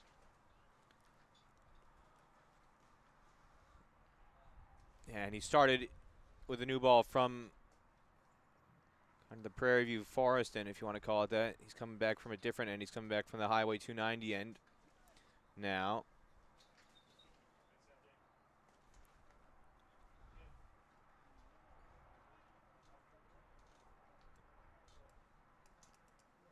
Again, he was a big part of the Seattle Thunderbolts, closed out both the final over of the 2022 minor league season, and he's going to need to have some quiet overs here. 158 on the board. Don't want to be chasing a score upwards of 180. And just a single down the ground to long off to start things off.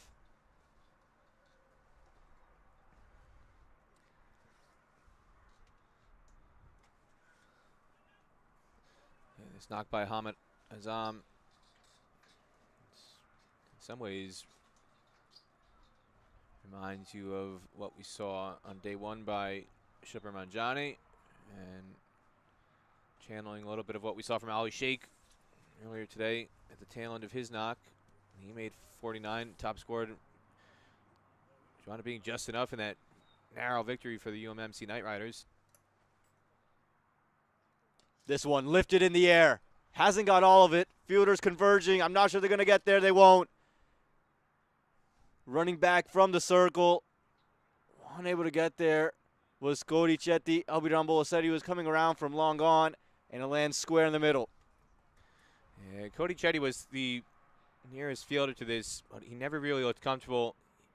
looked like he was more concerned with a collision that might have happened with Abiram Bolasetti. And that just kind of distracted him and prevented him from giving a full-on effort. This time the Yorker hits, and Skolkovic was thinking about the throw down, but again, a good crucial drop ball for Samp Army. I'm not sure if we can get another replay of that previous chance, but if you look at Cody Chetty, he never really ran 100% because out of the corner of his eye, you could see he was kind of concerned where he was running back from mid-off. Was Bolasetti going to come in with a possible collision from long on? This one lifted in the air. Again, fielder coming underneath it, settling, and takes the catch. It's Marty Kane down the deep. Can't get him out the game.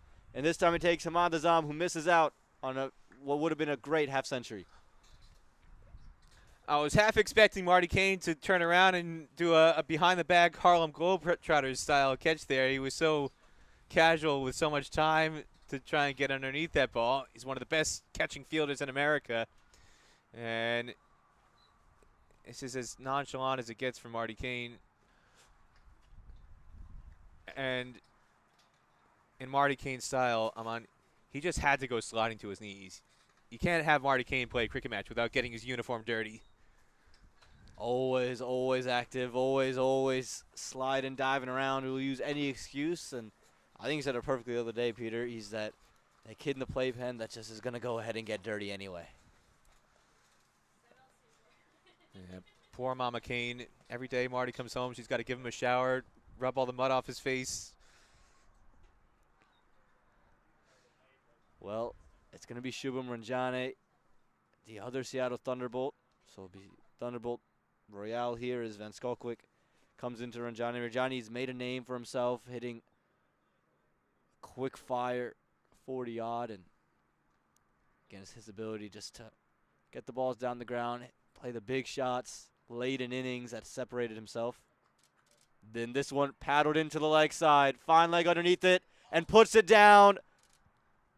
Puts it down, should have been taken, would have been the easiest of catches for David White. You could see him all nonchalant about it, and in and out. And he's looking at his hands wondering, what just happened? David White, who had a very impressive knock a couple days ago, his feet were never settled. He was still shifting his lower body, and it threw everything else out of sync. Got to get the lower body in a good position, and he was still kind of rotating sideways. And that made his hands a little bit harder than they should have been. This one up in the air. It's not going to find any fielder, but David White's going to settle underneath it and send it back for one. And again, a good over this from Shadley Van Skolkwyk, yet to give up a boundary. Just singles. Should have been 2 wickets in the over, but were taken nonetheless. 18 overs gone, 163 for the loss of 6.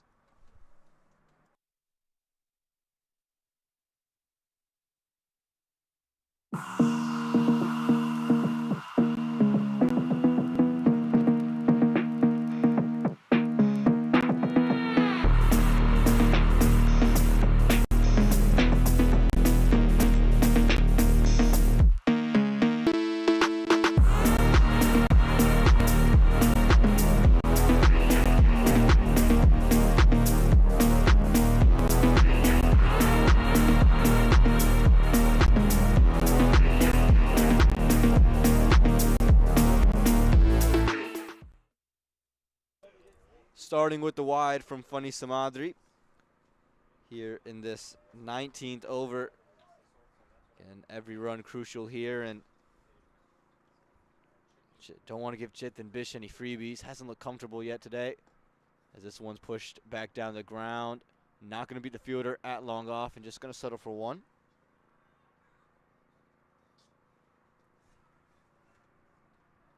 Surface should be getting easier to bat on, Peter, in the second innings as the sun has been baking on it all morning, all afternoon. You have to imagine the Samp Army would be comfortable chasing a score under 180.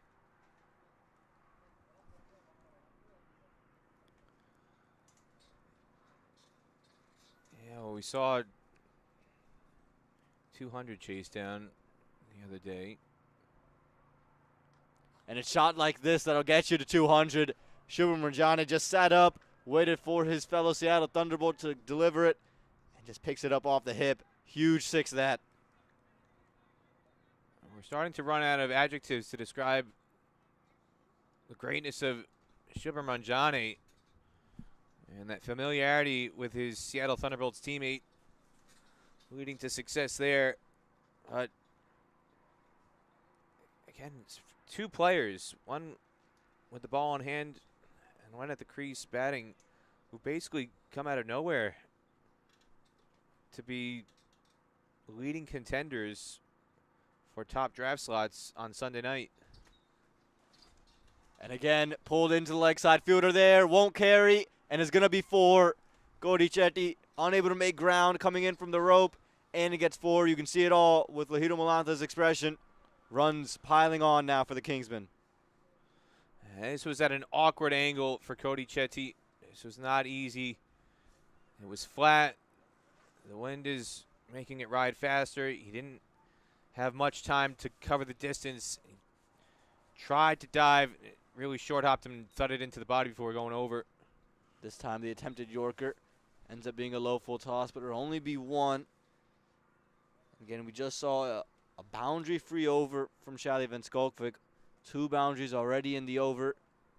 A great start to it for the Kingsmen. And again, if they would feel comfortable being at a score upwards of 180, closer to that 190 range, especially with this wicket. As big appeal for FOW. Big shout, and the finger lifts. Chetan Bish almost put out of his misery, has not looked comfortable all day today. And Funny Samadri, after giving up 2 boundaries, picks up a wicket and, more importantly, a dot ball. This is why he's been so good at the death. One of the things you keep bringing up, I'm on his situational bowling, is what the scouts are looking for here. And the raw figures on the scorecard are going to look bad, but 2 wickets here at the death is mighty impressive. And just wonder, I know we're not directly behind the bowler, but did that pitch in line with the stumps? That was the major doubt. Did it pitch in line with leg stump or not? And the batter there shuffling some distance across the stumps. I know the angle's slightly askew, so you might be tempted to think it pitched outside leg, but we're not directly behind the bowler.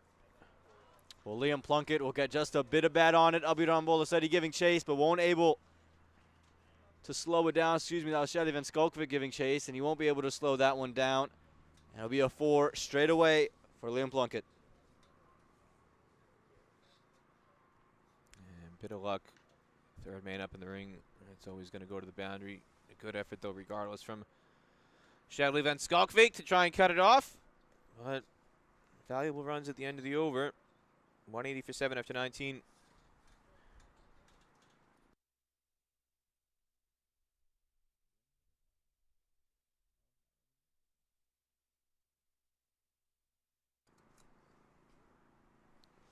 And it is going to be Shally Van Skolkvik to finish things off. Again, bowled a boundary free over in the previous one. If he can replicate that, Samp Army would feel very good about their opportunity to go and chase down a score. This one pummeled into the leg side. Work to be done. Work is done, and just keep it to 1. Again, going for that Yorker. Van Skolkvik, very experienced in death bowling. We saw it again time and time again in minor league at Church Street Park. Closed out the championship run for the Thunderbolts. So more than capable in situations like these.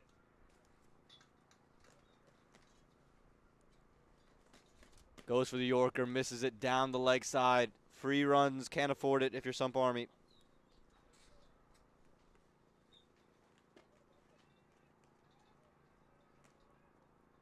You just take a look at this. He's looking for that Yorker, just straying down, and he's upset with himself. Knows he can't be giving away anything at this stage. The ramp shot attempted. Got a hand to it. Did Lahito Malanta. Saves what could have been 4. This is what you expect to see late in the innings in terms of the batting side. The innovation going for the reverse scoop, reverse sweep. Even though he didn't get bat on it, just the motion itself is enough to disrupt the keeper, prevent him from fielding it cleanly for a bye.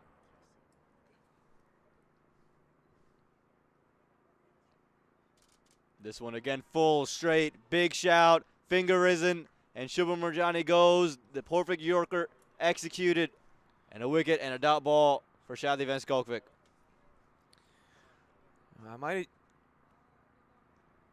In some people's eyes, you're going to see 13 off 6. That's nothing special, but when you add it to the entire contributions that Ranjani has made all week, you still have to come away looking impressed. But on the flip side, Shadley Van Skalkvik, he's also looking impressive in this death spell. Yorker full on the stumps, and Ranjani unable to get bad on it, and he's stone dead in front of middle stump. Easy decision for the umpire on this occasion. And just got onto that back foot. And once they hit that back foot, he shuffled it a long way across. It was a pretty easy decision in the end for Jermaine Lindo, as Ihsan Adil will come into the middle. Someone who can swing the willow around. We'll see if the strategy is to just go ahead and get Liam Plunkett on strike, or if he is going to swing for the fences. Have to imagine it's going to be another Yorker. Is another Yorker, but misses it again down the leg side. Well, the idea has been right throughout this over. It's just that the radar has been slightly off on a couple of occasions, but in general, he's landing on the length that he's wanted to.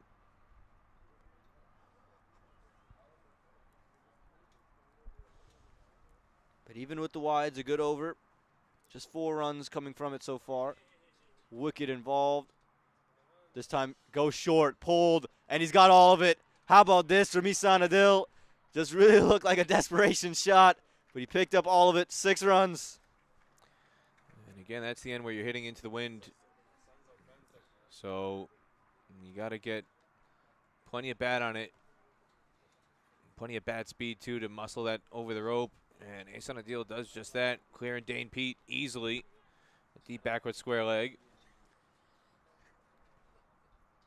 Direction Colin Edwards is the umpire, and all he had to do on that one was raise both hands, give that 6 signal.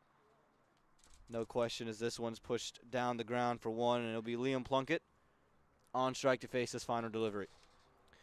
Colin Edwards,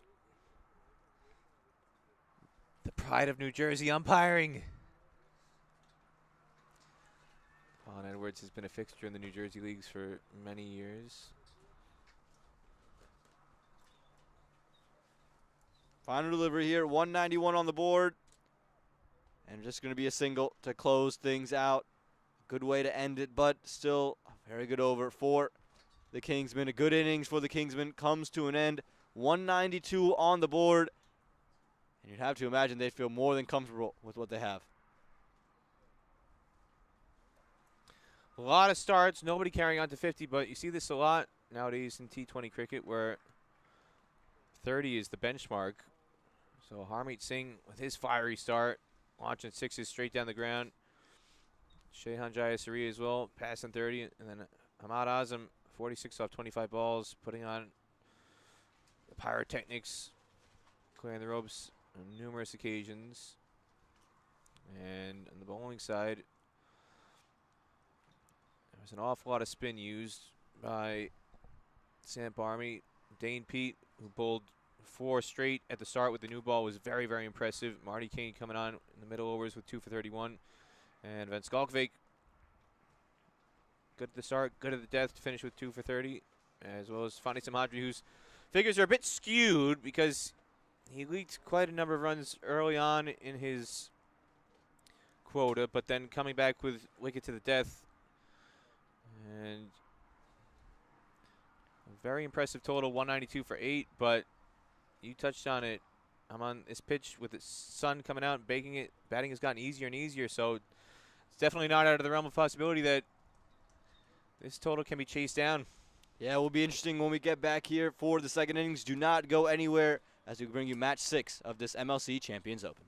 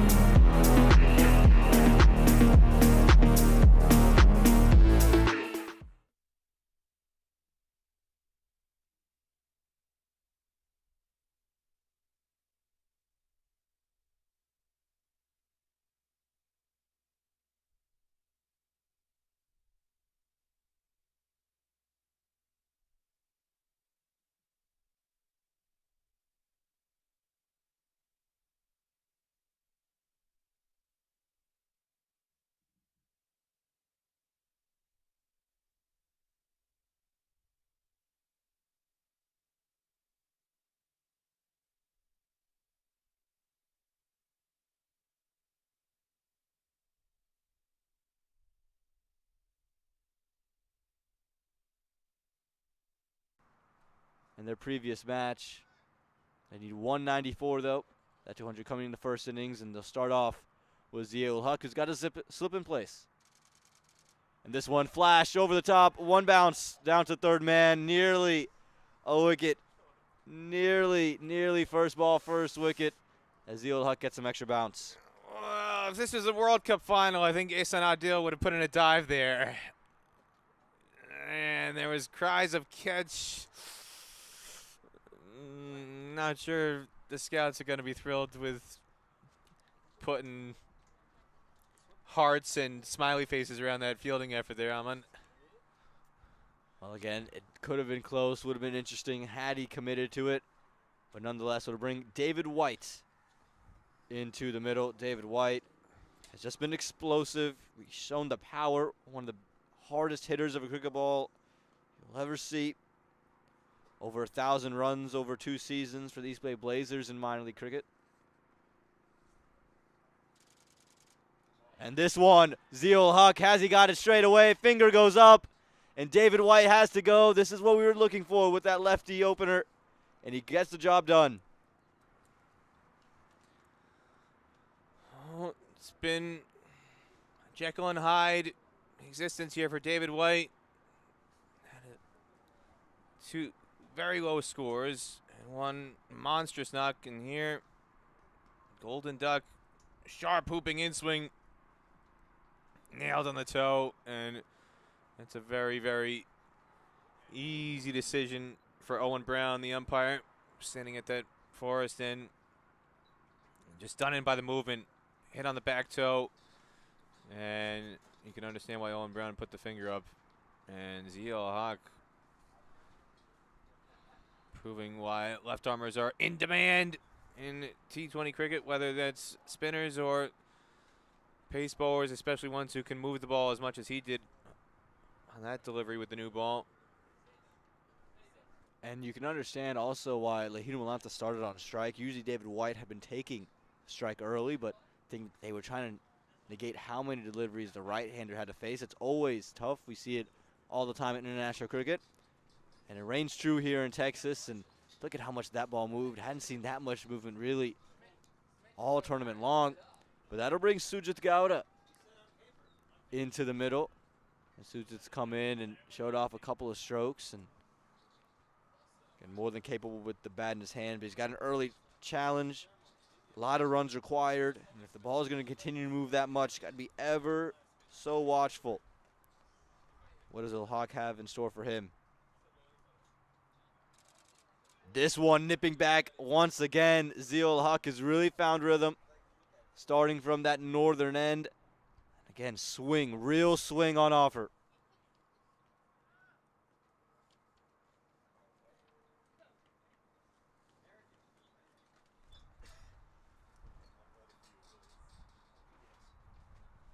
Just cuts him in half. Beautiful delivery. Very nearly 2 wickets and 2 balls. Could have been 3 wickets and 3 balls if Ihsan Adil had held on to the chance.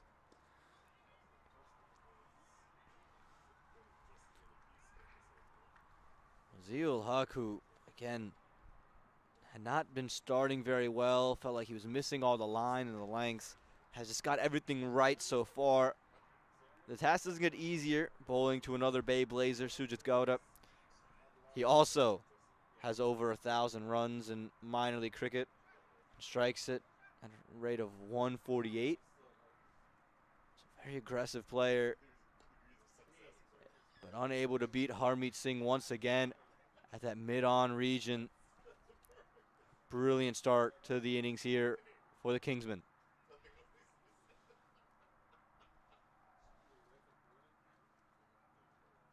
So much for all that talk at the end of the first innings about what a great batting wicket this is going to be, Aman. Well, there was some grass there early this morning. There still seems to be a hint of it. Able to just get that movement, that lateral movement. That's what's doing Samp Army in at the moment. What a great start for Ziel Huck. 1 over gone, 1 run on the board, and 1 wicket in hand.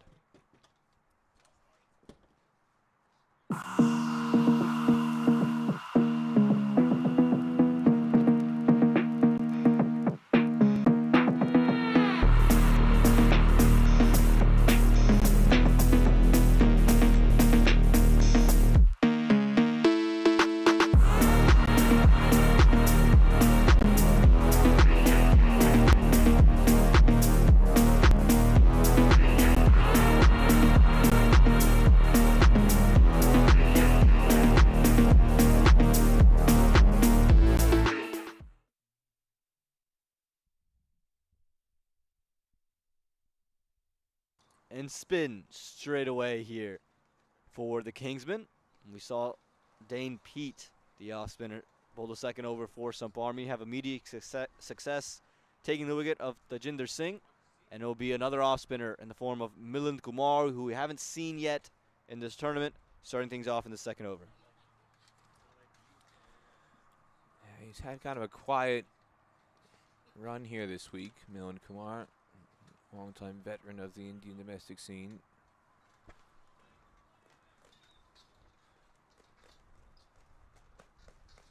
Bowling to the left-handed Lahiru Malanta, so again, using that tactic from this same end of the ground as Samp Army did.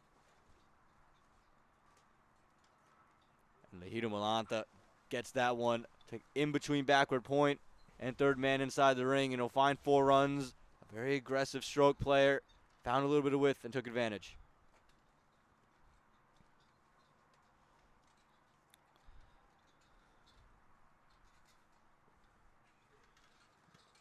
Not an awful lot of width there, but creates through him by backing away from leg stump. And gets it very fine behind backward point. Good placement by Malanta. Milind Kumar has picked up 21 wickets over 2 seasons in minor league cricket at a 7.24 economy, so he's accustomed to bowling and utilizes himself quite often.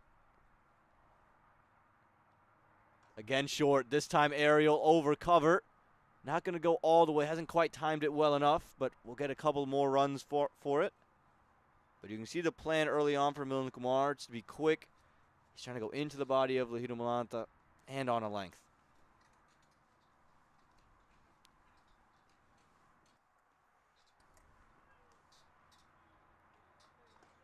Again quick this time, jams Malanta up for room.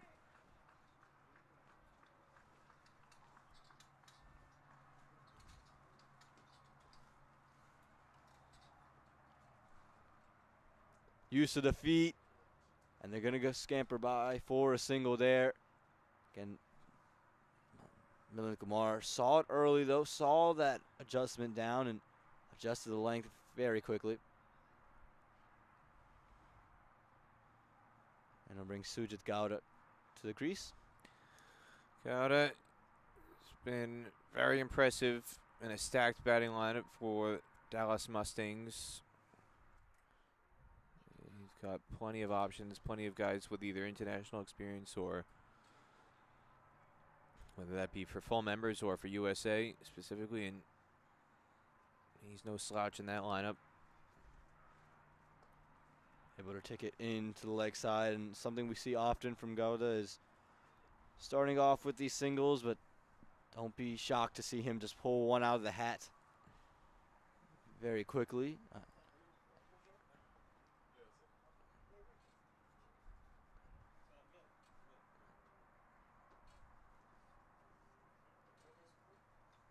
This one pulled aerial, should be taken, and it is. Just rushed on to Lahiru Malanta, and Shehan Jayasuriya never going to miss out. It's Ranjane, actually, who's there at mid-on. Shubham Ranjane, who is ticking another box in his week. He showed with some medium pace earlier in the week, as well as with the bat. And now he showed he's capable in the field. I know some people might look at that and say, oh, it was a straightforward chance, but we've seen a fair share of straightforward chances go down this week, Amand. So Ranjane does what quite a few players could not do, holding on to that chance. And again, we're starting to run out of things to compliment him about. It's become almost more what can't he do. Peter doing it all out there. Shubham Ranjane showed it off with the bat. He showed it with the ball in previous matches, and I'm sure we'll see him with the ball later today. But he takes a wicket to close out that second over and bring Cody Chetty into the middle. 2 overs gone. It's 9 for the loss of 2.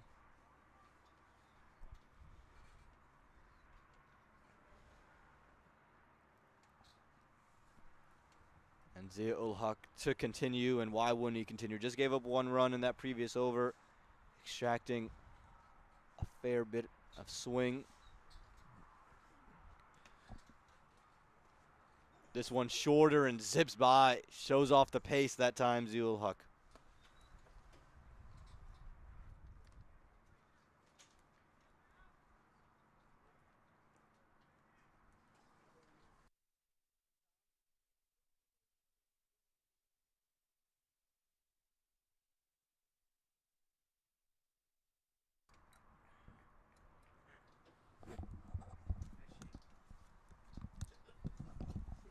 Good start from Ulhuk to the over.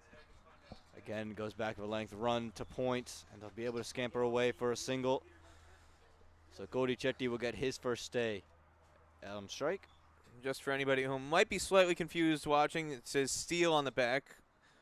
That is definitely Cody Chetty. That is just a jersey swap that happened during the week. So it might say Steele on the back, but we are 1,000% sure that that is definitely Cody Chetty, who's taking strike right now. Former Dolphins franchise player, former South Africa under-19 player as well. But Zeal Huck right now, a former Pakistani player, is just zipping yarns around Samp Army at the moment.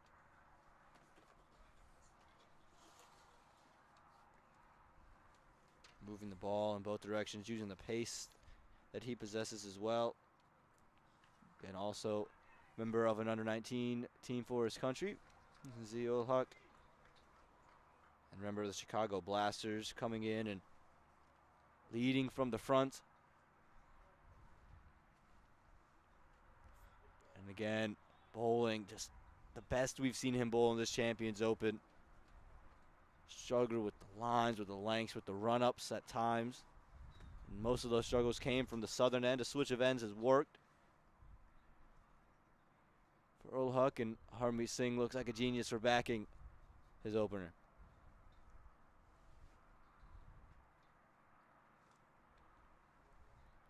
I mean, a good way for Zia to just bounce back in front of all those scouts. For the draft, that'll be happening this Sunday, March 19th at the Johnson Space Center. Very exciting time, exciting event, and you mentioned it, Peter. Left arm seamers are a prized possession to have in any T20 league, and you should expect Zeal Huck to be quick off the board. Yeah, we've seen a lot of impressive bowlers. Obviously, Fani Samadri, another left armer.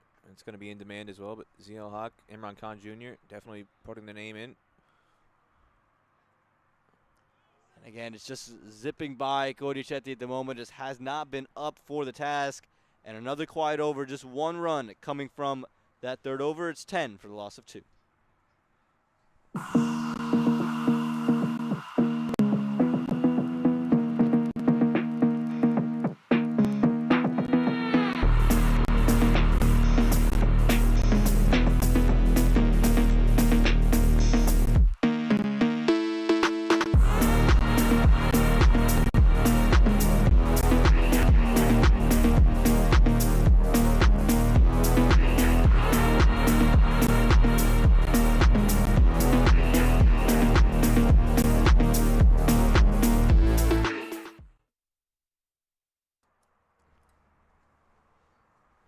Interestingly enough, Milan Kumar just the one over, and it seemed like they were attacking the left-handed Lahidu Malanta as they'll bring on a left arm spinner in the captain Harmeet Singh.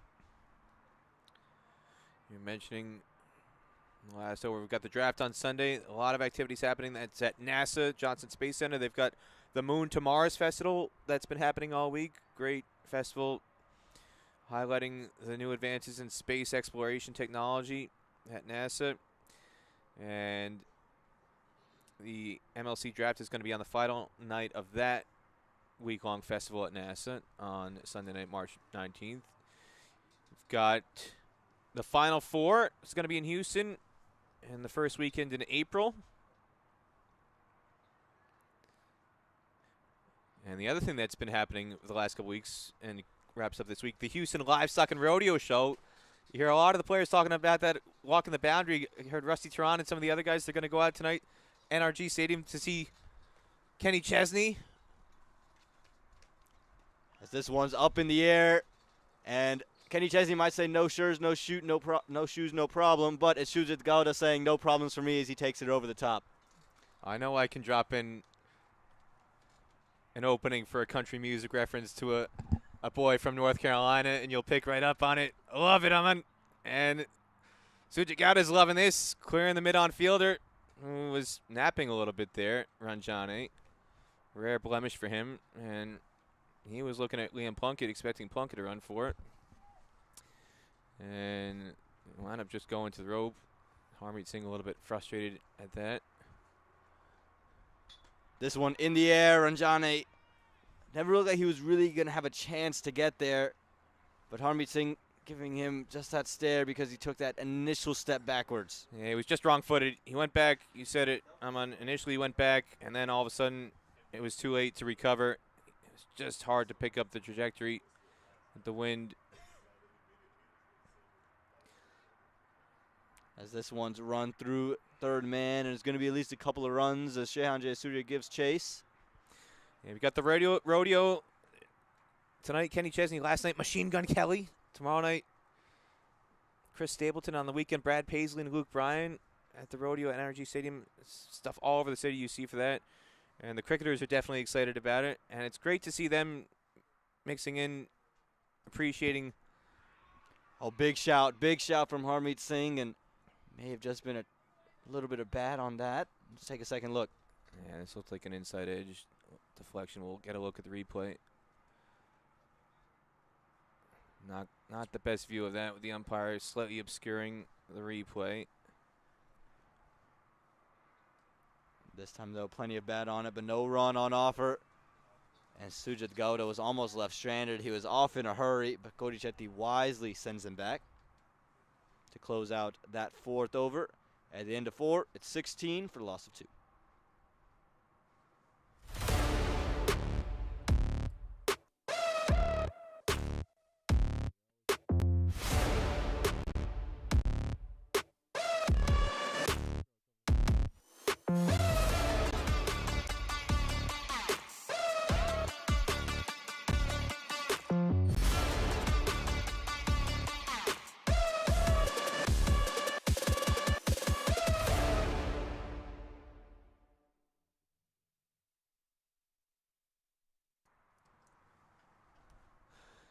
Hassan Adil is going to take the ball from the forest end for the start of this fifth over. But yeah, just to wrap up the point, Albie Morkel, who's here as one of the scouts for the franchises, he was saying he went last night to see Machine Gun Kelly. He enjoyed himself. He said, might as well enjoy a slice of Americana while you're in Texas. Why not go to a rodeo, a livestock show? So he got there early, saw the rodeo, stayed for the concert, and he liked it so much he said he's going to try and go back at some point this week.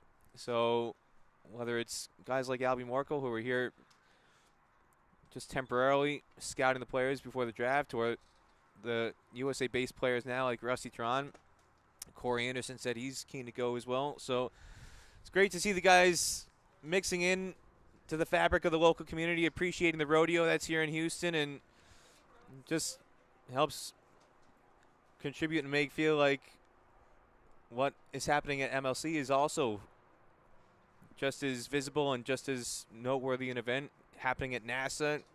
It's hard to get much bigger exposure than that, having your draft at NASA HQ at the Johnson Space Center. So much happening in Houston this month, and MLC is a big part of it. And Ihsan Adil will be a big part of draft night as well. As you mentioned, it's just a busy time in Houston, and feels only right that Major League is launching at the Johnson Space Center, and that just gets to mix in with this entire festival that is March in Houston, especially as you mentioned. March Madness is going to culminate in Houston, and the rodeo happening right now. And for those who think the rodeo is just a passing thing, it's a huge deal here in Texas, and launches a lot of celebrities, as this one's just put straight to mid-off. And again, those concerts, the rodeo itself, followed by the concert every night is at NRG Stadium. So you're getting 60, 80,000 people there every single night. Hundreds of thousands of people are coming into the festival.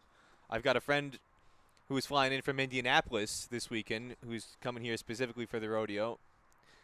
And his company is bringing in a whole lot of their clients for the rodeo from out of town. So you get people flying in from all over the country for the Houston rodeo. If you think about other places that have something similar, Calgary, the Stampede in Calgary, it's a big national cultural event in Canada. As this is a sharp single taken by Cody Chetty into mid-wicket. But here in Houston, the rodeo is just as big a deal. And the cricketer is getting a chance to enjoy that. And there's all sorts of things that are just like that, that we hope to see cricket embedded into the fabric of the community as well here in Texas, not just in Houston during the draft time with what's going on at NASA, but later on in the summer, obviously in Dallas and in Grand Prairie. There's so much happening in that territory. You're not too far from Texas Live, which has got AT&T Stadium and the stadium where the Texas Rangers play, Globe Life Field. And then you've got the Six Flags what is it called? It's a Six Flags, the Great Adventures in New Jersey. Six Flags. There's a Six Flags Park right around the corner from Texas Live where the Cowboys and the Texas Rangers are. So you've got a huge theme park attraction there. You've got the racetrack that's right adjacent to where the cricket stadium is going to be finalized. So there's going to be so much visibility from Major League Cricket being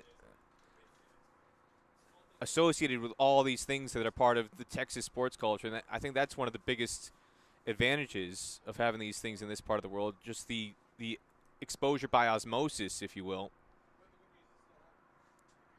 This one, aerial, and it's straight, as straight as you like. A couple of bounces. Sujit Gowda, they've just been getting bogged down a little bit. This one releases that pressure.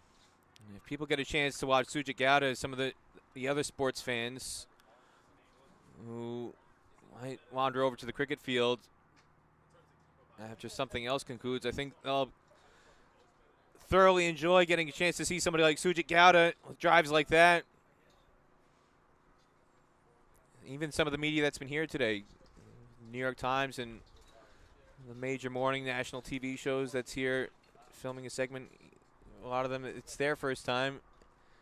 And it's hard to find anybody saying a bad thing, even if they've never seen cricket before in person or been exposed to it. Everybody's open to it. Everybody's having a good time, and they're keen, they're eager, they're enthusiastic, they're inquisitive, destroying every stereotype imaginable about cricket being a boring game. Well, I'm excited for cricket to continue to become part of the sports culture, and I think that'll only grow with the team names continuing to be announced. We heard the Washington Freedom officially announced today, so we'll get more of that leading up to draft night, and that should be exciting stuff to get those teams situated with certain sports cultures and sports cities and become part of that sports identity. As this one gets an outside edge from Sujit Gowda, a little bit of extra effort there for Sanadil to close out the fifth over. A single to end it, 22 for the loss of 2.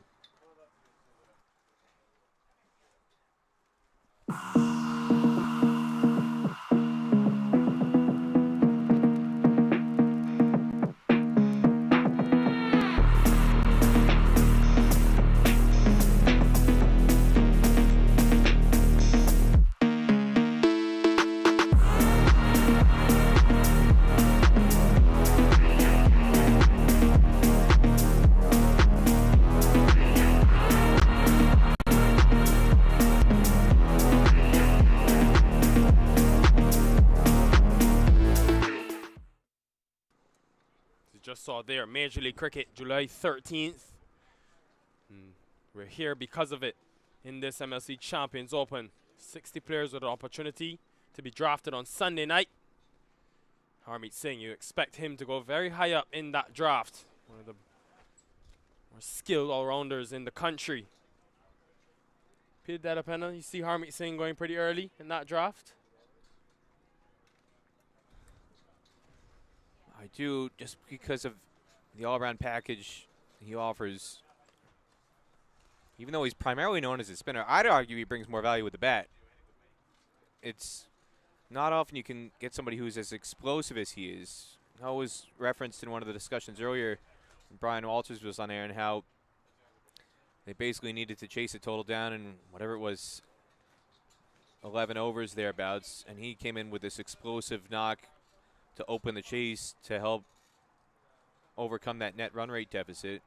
And there's not too many players who can do something like that in the way that he did to help vault his team into the playoffs and eventually to a title. Yeah, I think that right there for me is what he brings the most of, and it's experience. You look around at these players, you know, you look at a Liam Plunkett who's won the World Cup, etc. But Harmeet Singh, for me, I think with his leadership and then the fact that he's played at a very high level, you think about that 2012 Under-19 World Cup. He's played in India. He's been part of a IPL franchise. I think he has the professionalism necessary to thrive in an environment in a major league team. This is in a, yeah, just one though. So I think on that basis as well, he brings a lot. And then, of course, his cricket. So definitely think he'll be one of the early picks to go on Sunday.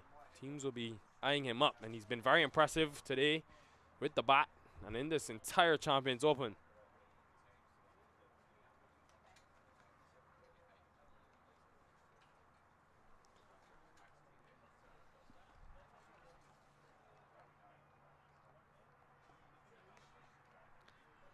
In the air, but again falls safely. We've seen that a couple of times, and the wind has a part to play. It's been a tough start in the field for Kingsmen, but they have contained pretty well.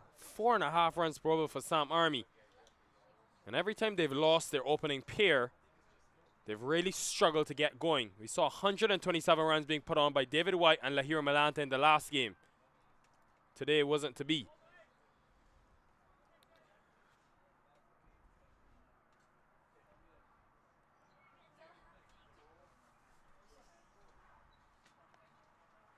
Two wickets fell in the first 2 overs.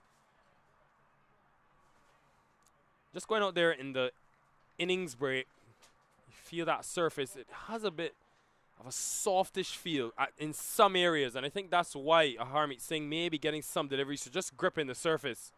Ends the power play, 28 for 2.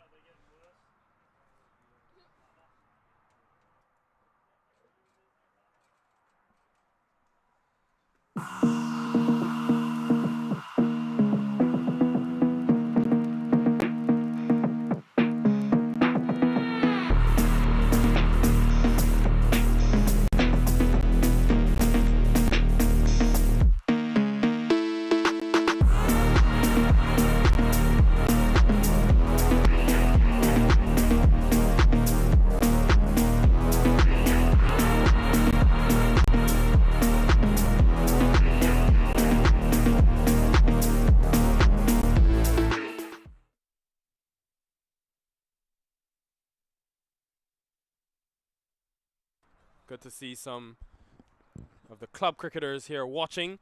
Some of the masters actually competing at the Prairie View Cricket Complex. Gonna see Liam Plunkett into the attack for the first time. Outside of the power play, bowling from that northern end.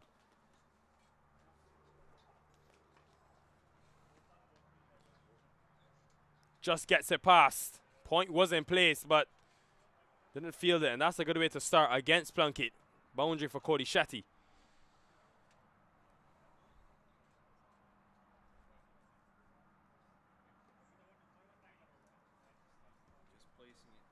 Just placing it well enough. He struggled a little bit to get going here. He's had quite a number of opportunities, Cody Shetty, but he's one of the few guys who hasn't really excelled. But in the last game, he couldn't put a foot wrong. 44 from 20. For Shetty, came in at number 3, similar position. Today, though, it's been a struggle. Yeah, it's almost similar in some ways to David White. It's just been, depending on what happens on the day, he's either looked like $1,000,000 or very, very scratchy. And here he's looking more towards the scratchy side.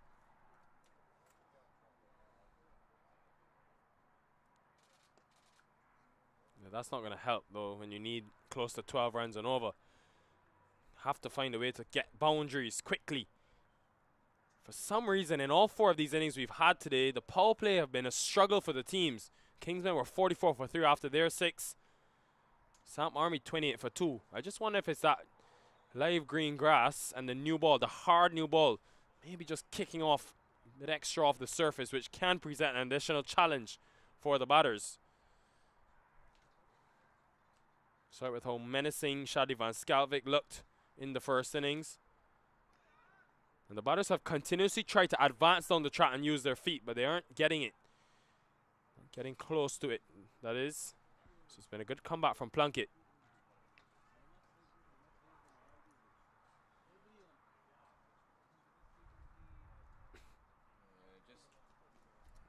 So you got just telegraphing that a little bit too early.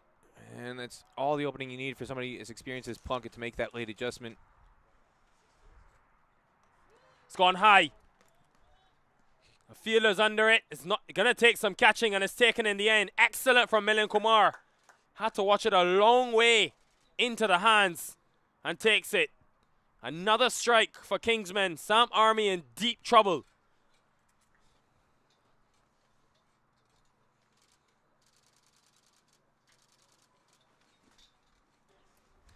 Well, this one was swirling quite a bit. I thought Milind Kumar was in deep trouble here because you can see he comes in and then all of a sudden he's got to adjust, roving to his left at the very last moment.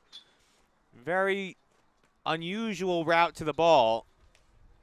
But again, it just highlights how difficult catching can be in these windy conditions out in the prairie land here in the northwest part of Houston, Texas. But Milind Kumar, he's athletic enough to be able to make that late adjustment to hold on, where you could argue no catch is straightforward here when it gets more than 20, 30 feet in the air, and it gives it an opportunity to swirl in the wind.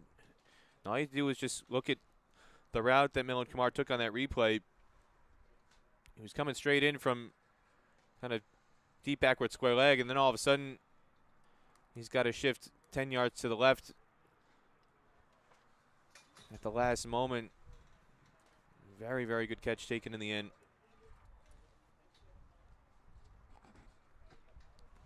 And I think the difference when you have 190 on the board, the psychological advantage, big difference to having 170. You know, would have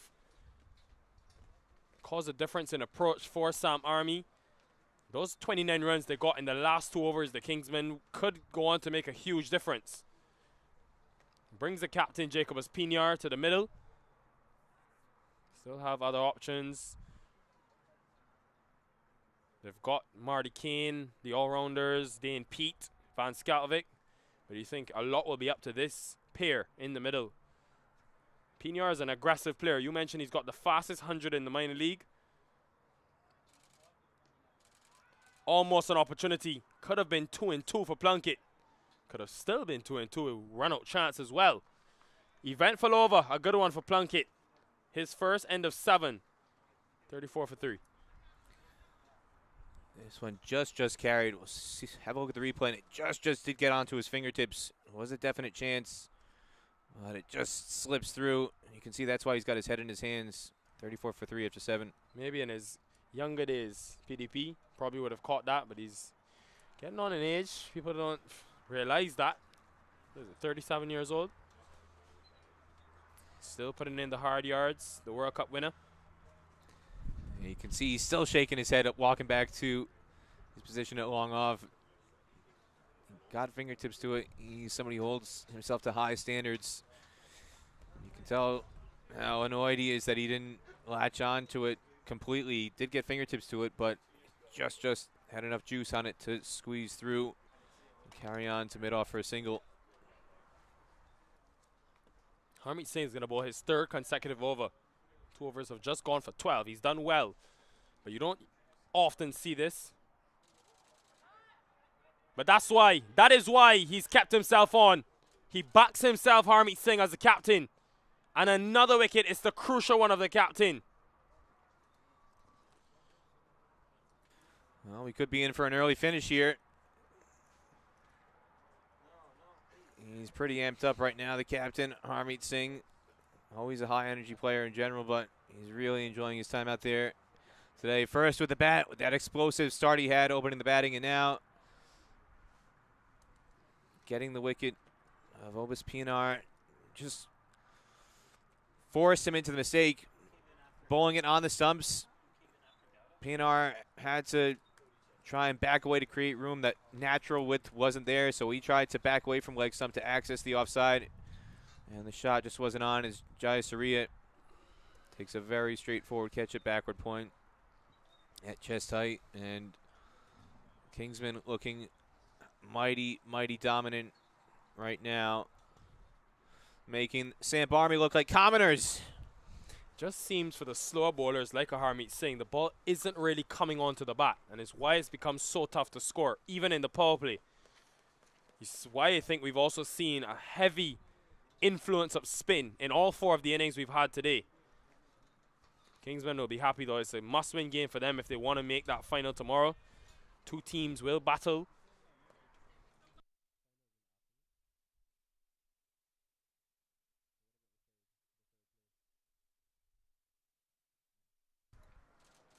$10 a.m. that final. Indecision. Kane could be in trouble. No, he gets back. Did you know, Peter Delapenna, that Marty Kane has a cricket pitch in his backyard? I did know that. That's where he has his academy. That's where he trains his students. He's living the life. Doesn't need to go too far. And of course, he lives in San Diego, so weather conditions won't impact his cricket too much. Oh, he's living the life. One of the most beautiful cities in terms of climate. Year round, it's basically 70 degrees and sunny in San Diego. That would be about 22 degrees Celsius for those of you who go by that scale. And it's always warm, never snows. Almost another opportunity, but gets it in front of square this time. Cody Shetty, just one. Yeah, he's been living there for a number of years now since migrating from New Zealand. And his wife, who's from Missouri originally, she was doing a postgraduate degree program there. And that's part of the reason why they settled there. Just past slip, and was another opportunity for the Kingsmen to get a 5th. Instead, though, it's a boundary. Living dangerously at the moment, Kane.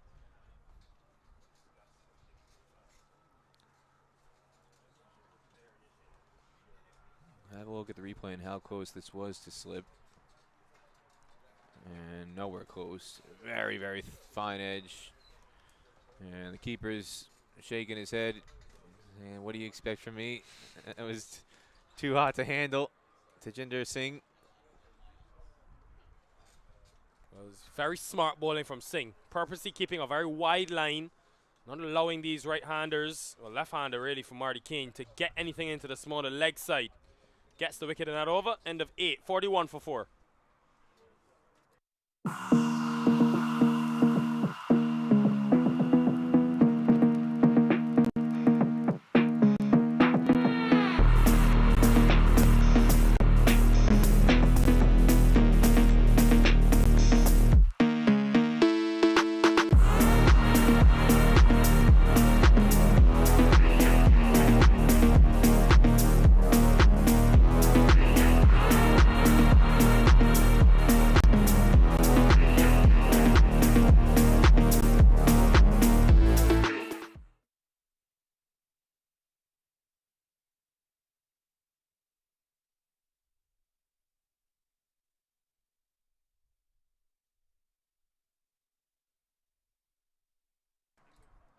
So work to be done. Cody Shetty played an explosive innings just a couple days ago.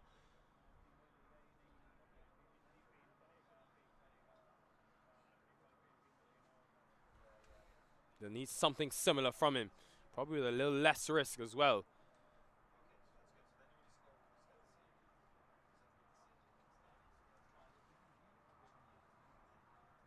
$12 overs remaining. They still need 152 runs. Going to be Plunkett again from that northern end. 37 years old, still to be running in hard.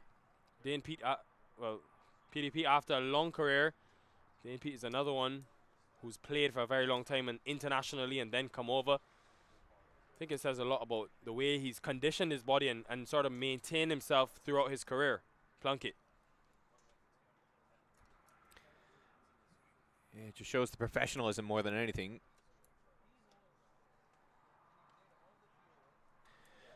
It's one of the things that I think from the USA perspective, a lot of the administrators are hoping would rub off on some of the local players who perhaps haven't had that type of training and environment and the expectations in terms of how to conduct yourself in terms of training and maintaining your fitness year round.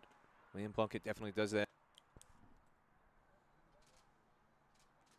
And he's a tall man as well, so you get some deliveries to lift. And you can see Marty Kane signaling to him. Nothing he can really do with that. Pretty full delivery, getting some extra bounce. The other part about what's so impressive about Plunkett's fitness is that because he is such a big unit, and the amount of miles he's logged on those legs and on that body taxes the knees, taxes the ankles, hips, all the joints, a lot of wear and tear. Inside edge, almost back onto the stumps. Coming back for two. Kane, he's determined. Marty Kane gets there comfortably. I mean, you take a look at somebody like Corey Anderson, who's had a number of surgeries, and highlighting the toll that bowling fast can take on somebody who's putting in that much of a workload as an all-rounder. And Plunkett, who's got a bigger frame as well, just puts a lot of pressure on the lower body joints, but the fact that he's got such a high level of fitness makes it all the more impressive, especially at the age that he is. He's still continuing to set the standard for all of his teammates to follow.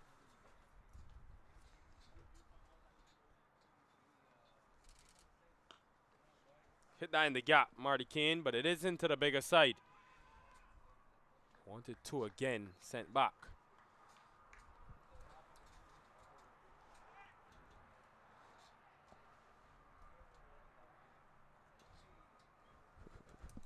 It's been really good stuff from the Kingsmen, keeping it very tight, pretty much from the very second delivery. When they took that wicket of David White, they've been on top of things. And momentum can play a big part. That big finish they got with the bat in hand could definitely overlap into their bowling innings, which is doing right here. They've never took their foot off the gas. Look at the bounce there, passing head height. Cody Shetty, one for the over signaled.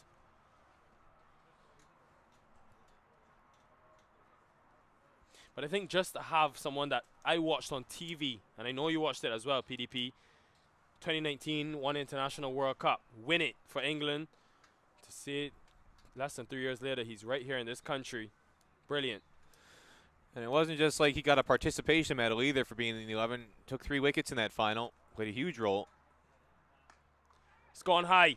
This should be taken. Harmeet Singh doesn't drop too many, and he takes it simply. And another one going down for Samp Army. This is becoming tougher and tougher. This run chase. Kingsmen have been all on top.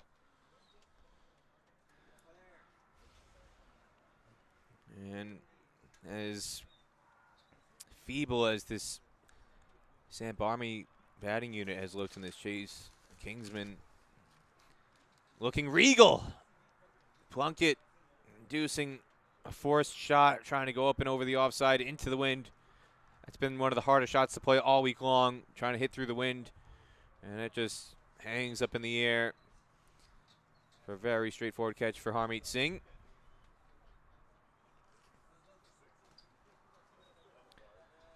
And what it does mean, we saw Ali Sheikh come in and have an extended time frame to bat and really take advantage of that moment as a youngster.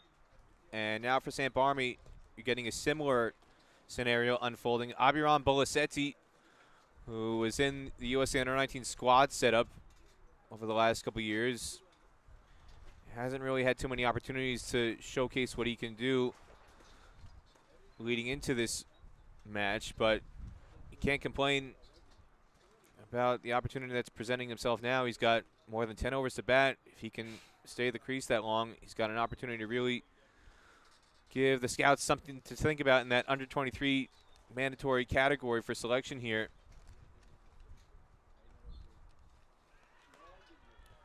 Asked the question and given. Straight away. Yeah, Marty Kane just looked a little bit clumsy there. He was really trying to force something to happen. Just reached out a bit too far and lost his balance. And good stumping from Tajinder Singh. See it on the replay. Marty Kane just a bit over eager and just lost his footing. Looked a little bit silly here. Really stretching too far for the shot. And you can see the back leg all over the place. And the finger goes up from Owen Brown, who was at square leg. And Marty Kane didn't really complain. I think he knew he had dragged the foot well outside the crease more than a few times and just lost his bearings.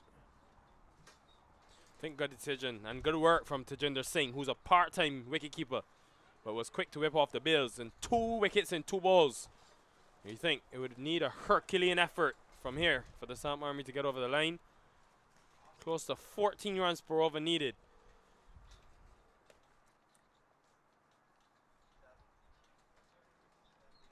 44 for 5. Who would have thought?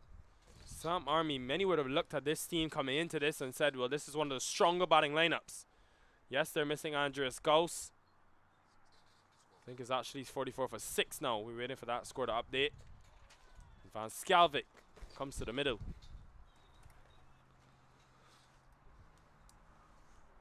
And this is also an opportunity for Abiram Bolasetti to learn from batting with somebody like Van Skalvik. This is minor league champion with the Thunderbolts. Bolasetti with the Morrisville franchise. Hasn't had much of an opportunity, if any, to really play with him before this week in this squad. But now paired together in the middle.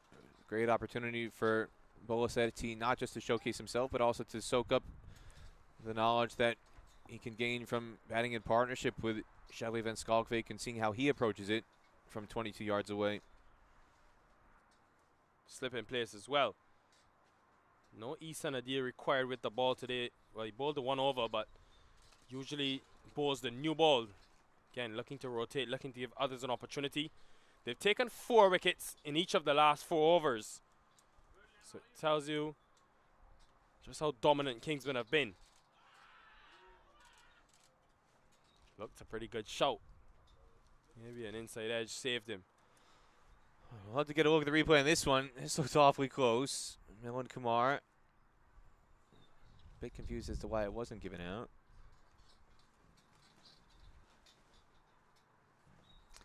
Again, just the umpire's body slightly obstructing it there. Has he got it at slip? I think they're asking both questions.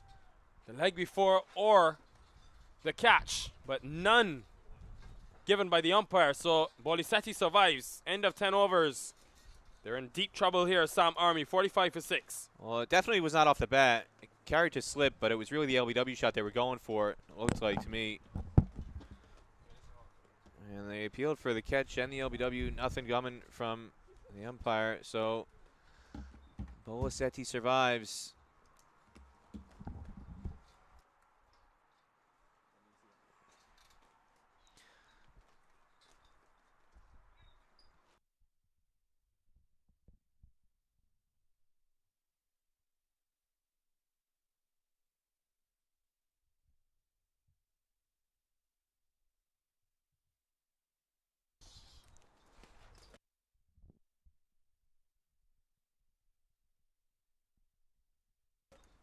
Well, 10 overs gone here in this affair, and it looks to be pretty one-sided. The Kingsmen, they've been all over the Samp Army. The Samp Army, 2 men in the middle, Shadi Van Skalvik, Abiram Bolasetti. Shubham Ranjane comes in with his first over. And misses it. I'm Patel, joined by Brian Walters here. And Brian, the Kingsmen, really since that 17th, maybe 15th over of the first innings, have just been out in front. I think that's definitely the case. A pretty one-sided game at this point. But several objectives need to be accomplished before the end of this game. I am particularly interested in seeing what Abiram Bolasetti can do with the bat.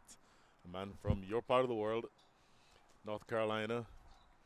I have it on good authority, courtesy of our friend Nate Hayes back in North Carolina. 5 innings this year, 18 runs Make that 136 strike rate, 11 fours and 10 sixes in 10 cameo matches or 10 cameo innings this year.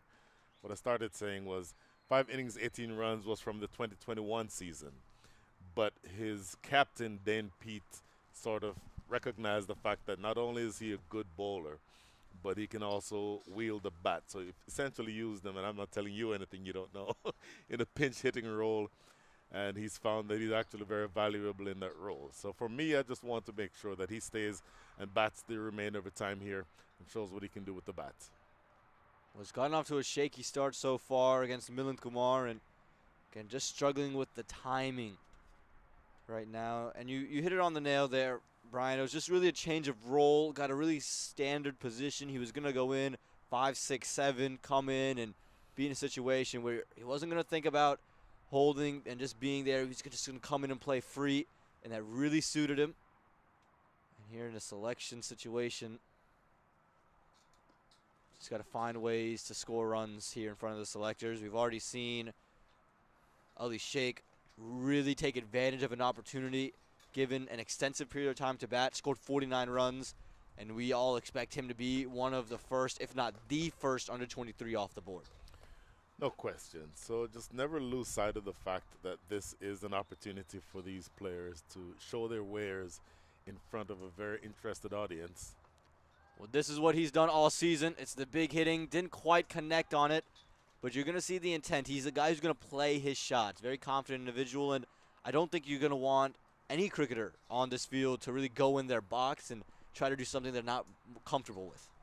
That's exactly right. So if this is just, let's say, call it a regular season game in Major League Cricket, maybe at this point the interest level wanes because, you know, the Samp Army at this point needs almost 16 runs and over.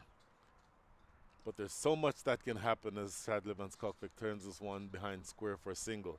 So much that can happen between now and the rest of the innings for you to stamp your authority and actually make the selectors see that you're capable with either the bat or the ball. So this match is by no means finished. 11 overs gone. It's 48 for a loss of 6.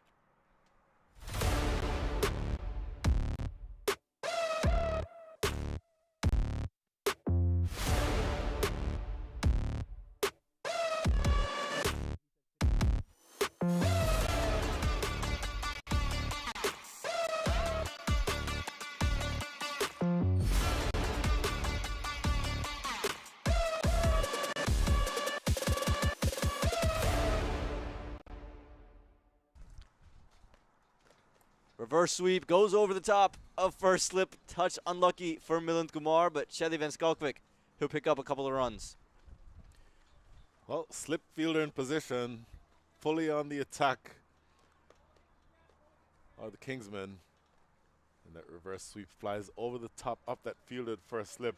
So a couple runs to Shadley Van Skalkvik. Genuine all-rounder. Did decently with the ball this morning or in the first innings. 4 overs, 2 for 30. Now being asked to do a little bit more with the bat than he'd ordinarily want to at this stage of the match. A call for 2, and they're just going to settle it for 1. Probably a safe call from Bolasetti at the other end. You mentioned Shadley with the ball in hand, and Skalkvik was good. And the second spell especially, only gave up 1 boundaries and 2 overs at the death, and that's something you'll take consistently. He was able to hit those Yorkers, so again, those situational bowling periods is something the scouts are looking for, and he's definitely left his mark. As Bolasetti pushes this one down the ground for 1. Well, you and I both saw him in North Carolina when they won the championship, the Seattle franchise, bowling the last over under tremendous pressure, holding his nerve. So you know what he's capable of with the ball. I don't think he's been seen as much with the bat, but he's more than capable there also.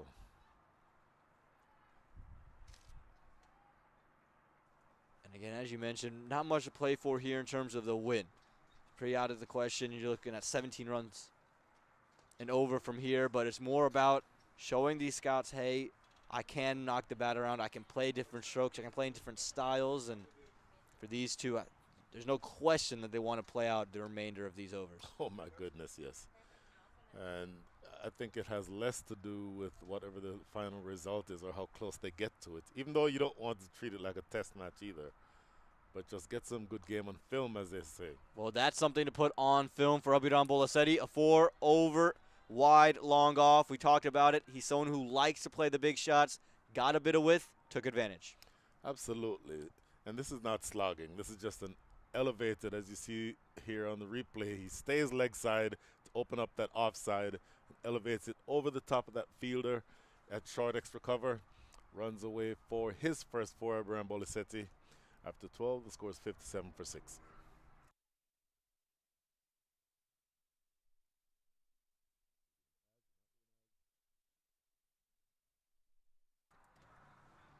And Shubham Ranjane will come back for his second over. And again, Brian, right as we talked about how this is an opportunity for the batters to show what they could do, it's also for another opportunity for the bowlers to just continue to show how accurate they can be and keeping things locked down. Don't need to try anything too much. You can try a couple of variations here or there, but you just want to show off, hey, I can hit this spot. Pick a spot and bowl 6 balls there. That's exactly right. So discipline is very much along the lines of what they'd be looking for in terms of the scouts. And does this bowler have the ability to land the ball consistently in the right space, on the right line, on the right length? And so regardless of the match situation, just does he appear to have the ability to deliver the ball in the areas that is needed, given the situation that the team happens to be in? Big swing, a big miss there for Abiram Bolasetti. And Ranjani, he's looked good in all phases of the game so far with the bat in hand, had a couple of big shots, took a couple of good catches out on the field, and showing just how valuable he can be with the ball, especially if the keeper's up the stumps, and just create that extra level for the batter. Definitely the type of bowler who is understated, but actually very handy with the ball in hand. This one pulled into the leg side. Has he dissected the fielder? No, he hasn't. And Abiram wanted to, and Shalivan Skokovic, I think wise, he sends him back. And that's just a case of, I think, the youngster wanting to see more strike. That's 100% what that was. Just wanting to get on strike. In theory, if they'd pushed hard for 2, they may have been able to get it, because Harmeet Singh running to his right, he's a left-hander, so he would have to stop and rotate himself in the outfield, and that extra time could potentially have resulted in them successfully getting there. This one slowed down. We mentioned showing off the variations, showing off the different types of deliveries you can bowl. Ranjane, you know, I think someone through his minor league performances, through his performances leading up to today, has really cemented a spot for him in this draft.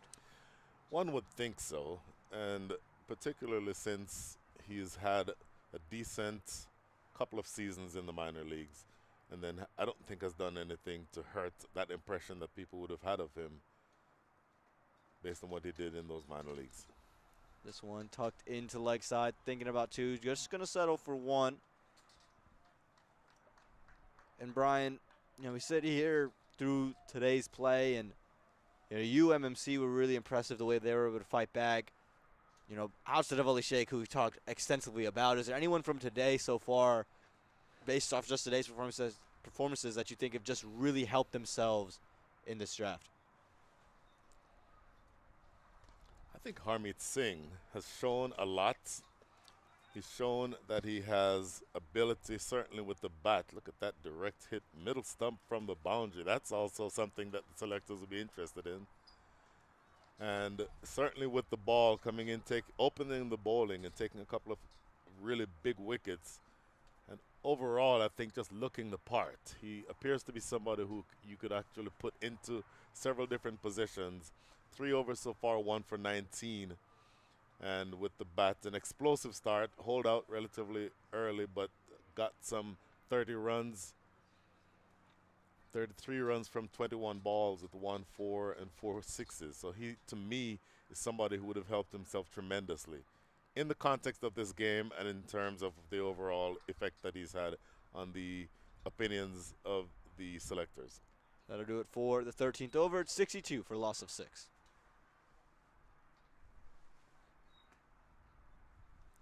And the new bowler that'll be used, it'll be Shehan Jayasuriya with the ball in hand. And again, Shehan, vastly experienced. Will bowl here and there in the minor league. Was able to just change an angle, use all of that experience to just create and slow things down and being given an opportunity to show what he can do with the ball.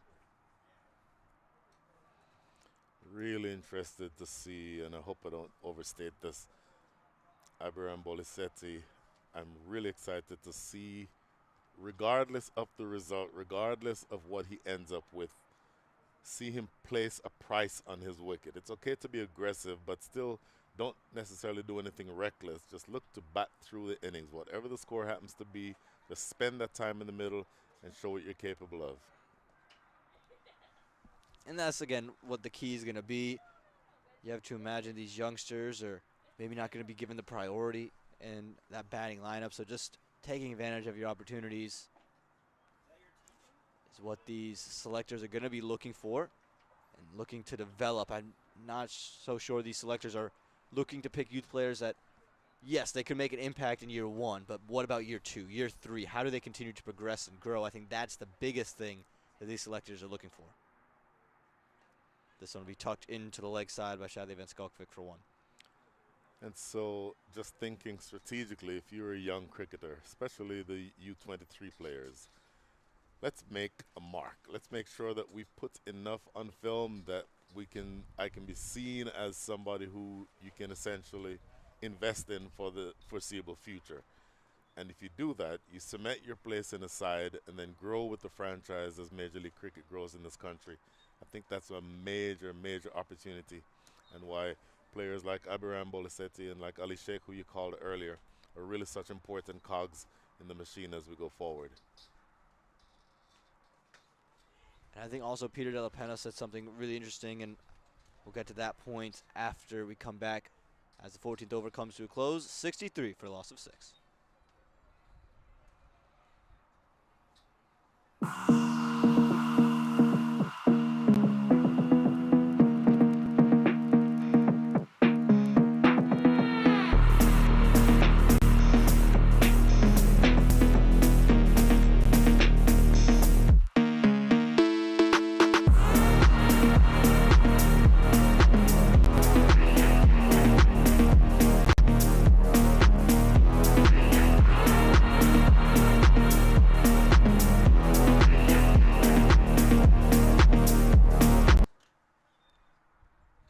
One from Ranjane, pushed for 1. And I was just saying, Brian, Peter De La Pena brought up an interesting point on day 1 and day 2 where these franchises have ties to leagues across the globe. And so if you are a youngster and you are selected, say, by a Knight Riders franchise, or you're selected by one of these franchises who have global ties, you've not only booked your place in Major League Cricket, but you impress them enough in those nets. Now you're looking at a CPL or some of these other leagues across the world, and they'll continue to take you there, and now you've become a plug in a global scene. There's no question that's also part of the objective. So if you're one of the younger players, then I'd also put Matthew Trump in the same mindset, and particularly thinking about the younger players and the U23s. If you are able to impress at this level, then that certainly opens opportunities for you globally. Shadley goes aerial, but only to the man out in the deep. Couldn't quite clear him. And the 7th wicket will fall for Samp Army. Yeah, lofted down the ground there by Shadley Van Skalkvik, but SN Adil. Earlier, the first ball of the match where a catch potentially came to him down here at third man, and he decided not to go after it. But this one was hit right down his throat. Not much difficulty at all in being able to take this. Shadley not able to elevate that ball enough. And a pretty clean catch taken down there in the end by Sanadil. So 7 down, and it's all over but the shouting. But our friend Abraham Bolisetti is still there. Going to be joined at the wicket by his captain, Dane Pete. Taking his time getting to the wicket, and I think hopefully that Dane Pete will be telling Abraham Bolisetti something similar to what we've been saying. The result of this match overall in terms of wins or losses does not matter. Let's just make sure that we can bat through the remaining 34 deliveries. Make that 33 deliveries. And then just make sure that we do what we can to give a good account for ourselves. Dane Pete, of course, Bolisetti's captain in minor league cricket for the Morsel Raptors, and has played Test cricket for South Africa. Has a Test 50 to his name in India. Vastly experienced. And shows off the experience there. Just a little glance, but will only find third man inside the ring. And you can see it looks like he's just trying to facilitate this moment. Just give Abiram Bolaseti strike, not trying a really rather risky shot to play first up. No question. So the required rate at this stage, this might be the only time it's worth mentioning. It's almost 24, so you almost need a 4 off every ball the rest of the way. So I don't know that it's, well, there's one of the 4s. Well, there you go, Brian. Just as you mentioned it, Dane Pete says, why not get 24 every over, as this one just glanced down between third man and the keeper for 4. Just opening the face, very deliberate. You see him just extend the arms just a touch to open the face and run that find of that fielder short third. And now in response to that, you see a slip fielder in position. That is Hamad Azam standing at slip in addition to Liam Plunkett at short third. So showing up that area. This one pushed through the covers to close out the 15th over. Dane Pete will hold on to strike as we go into the next one. 70 for the loss of 7.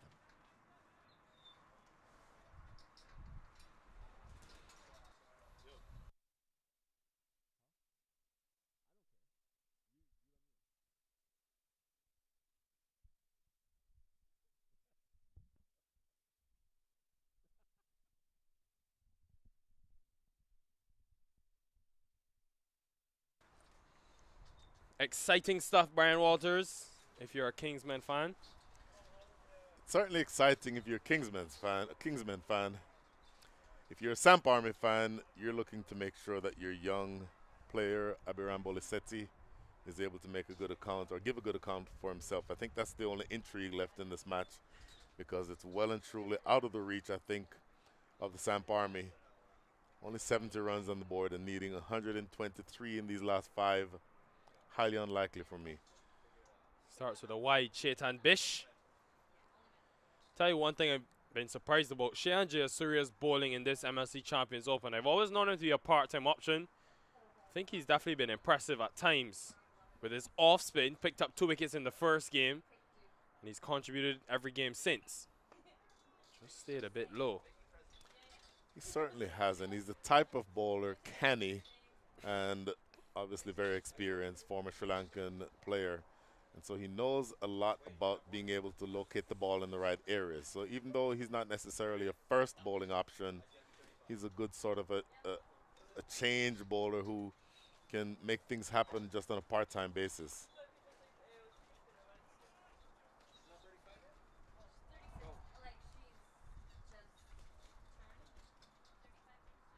So basically, just waiting for the inevitable. Don't think Samp Army will get out of the line from here. Need some maximums. That's not really going to help, but still 4 overs remaining after this. 24 deliveries are a lot of deliveries. Certainly a lot of deliveries, but they need at this stage 121 more runs.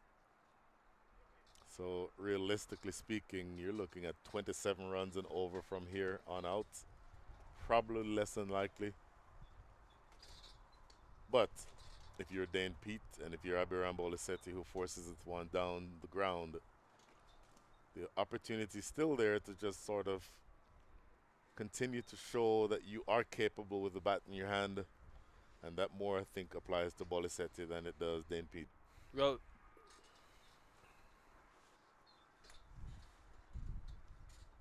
I was just saying before that delivery, if we look to tomorrow, then the final, which will be at 10 a.m. Once the Kingsmen go on to win this game, they will be in the final against the UMMC Knight Riders, who are undefeated after beating the Atlanta Fire. So the Kingsmen currently on 2 points with the Atlanta Fire, but if they win this, they'll go to 4, second in the table.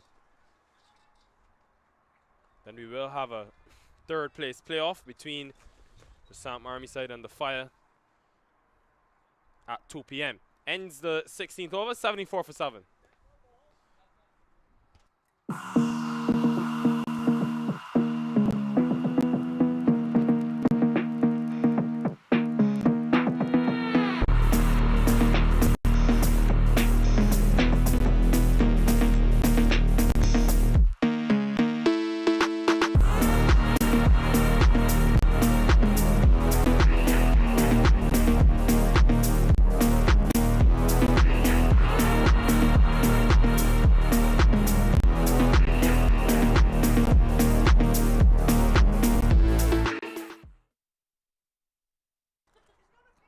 Harmeet Singh, captain, both 3 overs, come back for his final.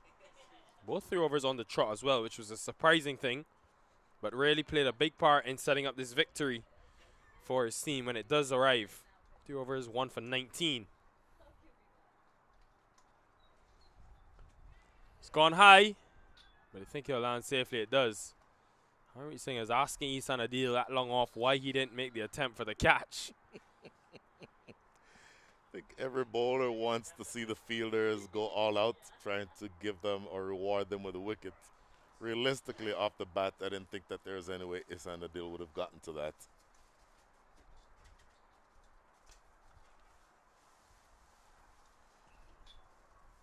Brian, if you were one of the franchises and you had the first pick of the Major League Cricket draft, which player out of these 60 on display here for this week would you be going? This is completely personal in terms of your preference. Sure. Who do you think is the most valuable player that we have on display? Most valuable. It is obviously a difficult call. I would have a hard time seeing someone head and shoulders above Harmeet Singh. Bowled him, and straight on cue from Brian Walters. Much slower, this delivery, and just goes past the outside edge. I'll be showing you why. Brian Walters, why he could very well be first in the MLC draft on Sunday. He gives you batting. This is tossed up beautifully and sort of fooling Abiram Boliseti, who probably could have come forward but chose not to and got beaten by the arm ball. So the added variety of it being a left-hander. Left-handers are priceless, and particularly a left-hander who can turn it potentially both ways. Mostly he bowls arm balls, but every once in a while he gets one to leave the right-handers. And then being a hitter, and a bigger hitter than you'd realize. You saw that earlier with his 4 6s. He essentially becomes somebody who can impact the game in multiple different ways and is an excellent fielder. So on top of all of that, you know, that additional dimension with the fielding, I think, comes into play as well. So for me, again, it's obviously a really hard call, and it might be the left-handed bias that I have, but for me, Harmeet Singh is the person I'd go with. I think what will be interesting as well is if the franchises opt for their internationals to captain. Pretty much expected, but someone like a Harmeet Singh could be a very viable option, simply because he will know the conditions well. Lives in Houston, lives in the United States. But those will be discussions had after Sunday, when these players, at least half of them, know where they're going to be in terms of franchises come July 13th. Things are getting exciting. Of course, they want to showcase their ability tomorrow in the final opportunity before the scouts and before that draft on Sunday in tomorrow's final.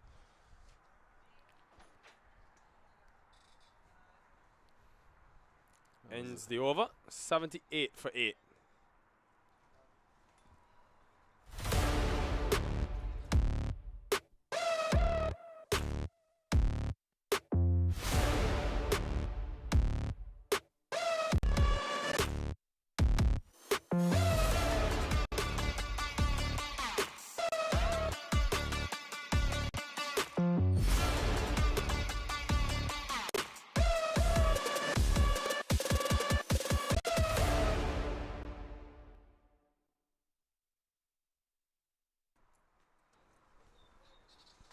Well, Kingsmen will go on to win this game, and they probably will go on to be in tomorrow's final against the UMMC Knight Riders. Kartik Gaetapalli, the new batter, to the middle. Chetan Bish with the ball in hand. Kartik Gaetapalli, of course, plays for the Houston Hurricanes, so the majority of his matches, and certainly all of his home matches, are played right here at this facility.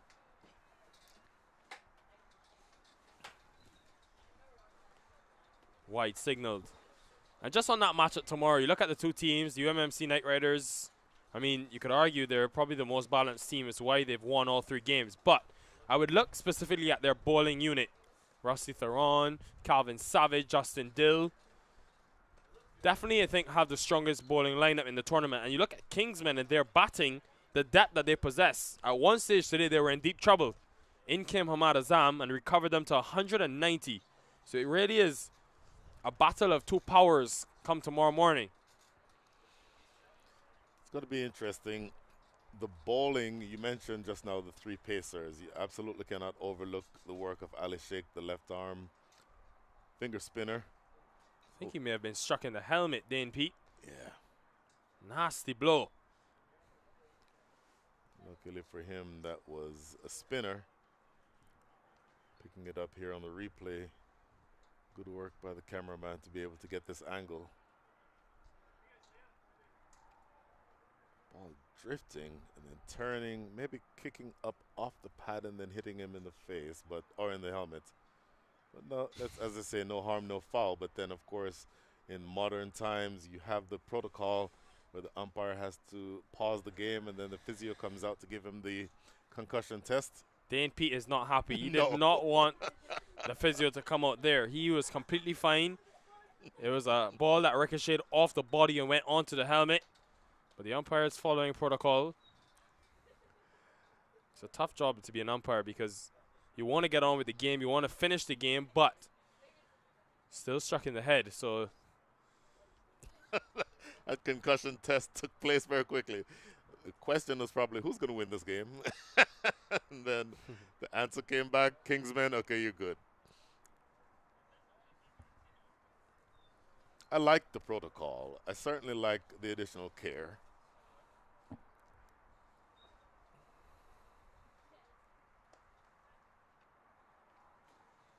just a single. And pretty much they never caught themselves. You look at their power play, they struggled.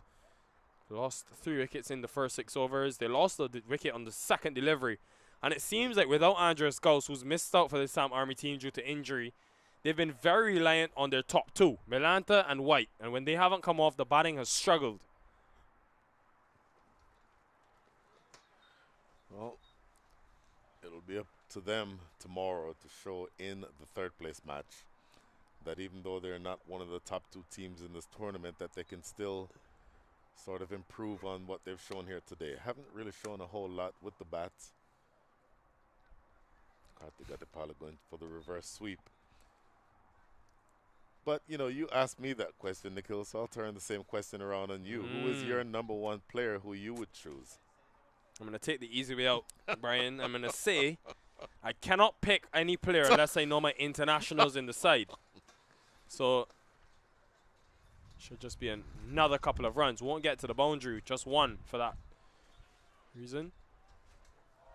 I think he's out. He's out. Dane Pete just sauntered back in his crease. Wow.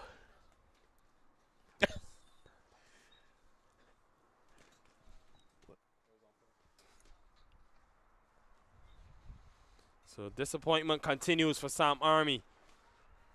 Really was never 2. Liam Plunkett was quick on it. Pete wanted 2 and then was very slow to get back. Oh, he gave up pretty early there. Then Pete probably thinking that 2, and in fact you said, Nikhil, 2 off the bat. I thought they would have run 2, but Karthik Adipala choosing to not go for that 2nd run, and that stranded the captain Dane Pete halfway down the wicket, and then he sort of gave up on the way back, given that he was about to be run out by about a couple of yards. But yeah, just on that question in terms of the franchises, remember, Brian, it hasn't been announced as yet, but they have their international players that they would have been targeting, and I think they will make up the nucleus of the side. Once you have that, then you'd look to the domestic players to sort of fill the remainder of the 11, and of course the full squad. So wouldn't be able to make that call, but I think, as you said, Harmeet Singh, you look at a Corey Anderson with his all-round ability, Unmuk Chan, who's been in the runs in this tournament. All of them are good options. Will be very early picks. Someone like an Ali Khan is in contention as well. And don't forget the USA national team players as well, who are currently competing for those qualifiers, but the likes of Aaron Jones, Stephen Taylor. Taylor's one to watch. Dangerous player in T20 cricket. Saurabh Netravalkar, Manat Patel. End of the over. New one in Milan Kumar. All I'll say is it will be exciting come Sunday. And wherever you are around the world, you want to join us.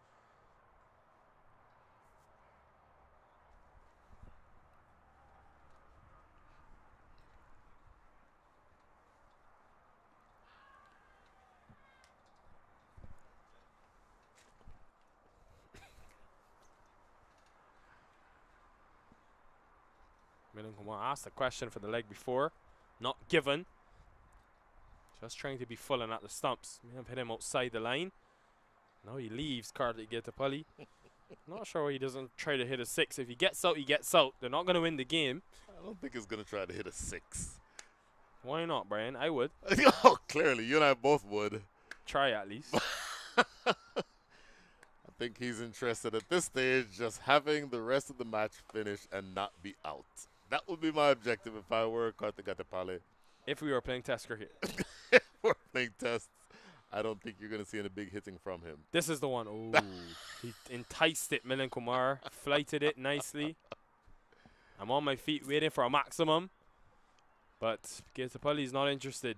End of the 19th over. And it's a single, and he's still on strike. So you're probably not going to get the 6 that you're looking for. 85 for 9.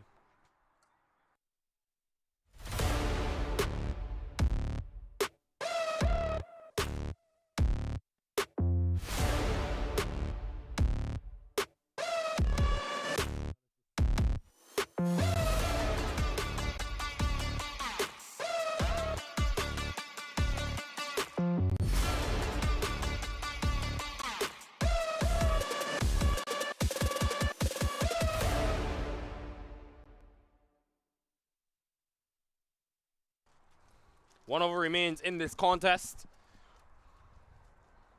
And it's mathematically impossible for Samp Army to win this game. So it's just a matter of formalities from this point. 6 deliveries remain. Chetan Bish continuing. Getapalli is very keen on showing his resolute technique and defense. That is a perfect way of putting it. I don't think he's bothered one bit by the fact that they need over 100 runs to win this match. In the gap this time. May get a boundary. No, he won't. This type of... I think it's just 2 runs. Good fielding in the end. This type of resolute defense, Brian Walters, reminds me a lot towards the end when it doesn't matter so much. Reminds me a lot of my good friend Zubin Sakari when he was playing. Oh, you know, looking to get those scores towards the end and get that red anchor. He's a man that likes his stats. But nah, he was an excellent player for Canada. Played at a World Cup. Faced Sean Tate. I'd be doing him a disservice if I didn't pull up his credentials, you know, but I think he's a guy that has a lot to offer to these cricketers in terms of experience. You think about going to a World Cup, a big stage like that. So great to have him around. Formerly of the ICC, now at Major League Cricket. It's people like him that can get this product going, Brian. Well, I mean, everything that you just said is accurate, but bear in mind that much of his cricket was played in the Northeast where the outfield is really thick, high grass. So I think the last time he and I determined that we should add about 5,000 more runs to his overall tally for his career. And then you woke up. Taken. And that is it. The edge. And that will be all she wrote. Kingsmen taking an emphatic victory in this one. Set up by their batters, and then the bowlers did the rest. 88 all out. A dominant performance. Winning by some 104 runs. Yeah, pretty comprehensive victory. I'll tell you, it never appeared to be the case that the Samp Army was going to chase anything close to what they needed to get to be competitive in this match. And just a sort of half-hearted attempt, it appears. Harmeet Singh and Milan Kumar setting the tone up top. And then all of a sudden, towards the back end, Hamad Azam, 46 from 25. 3 4s and 4 6s. Highest score of 15. That is disappointing from a Samp Army perspective. Just 88 is all they were able to manage. In the end, losing by 104 runs. As we said, don't go too far because In a quick turnaround tomorrow, we'll have the grand final coming your way at 10 a.m. And it's not a game you want to miss. The Kingsmen, who just won, will be taking on the undefeated UMMC Knight Riders.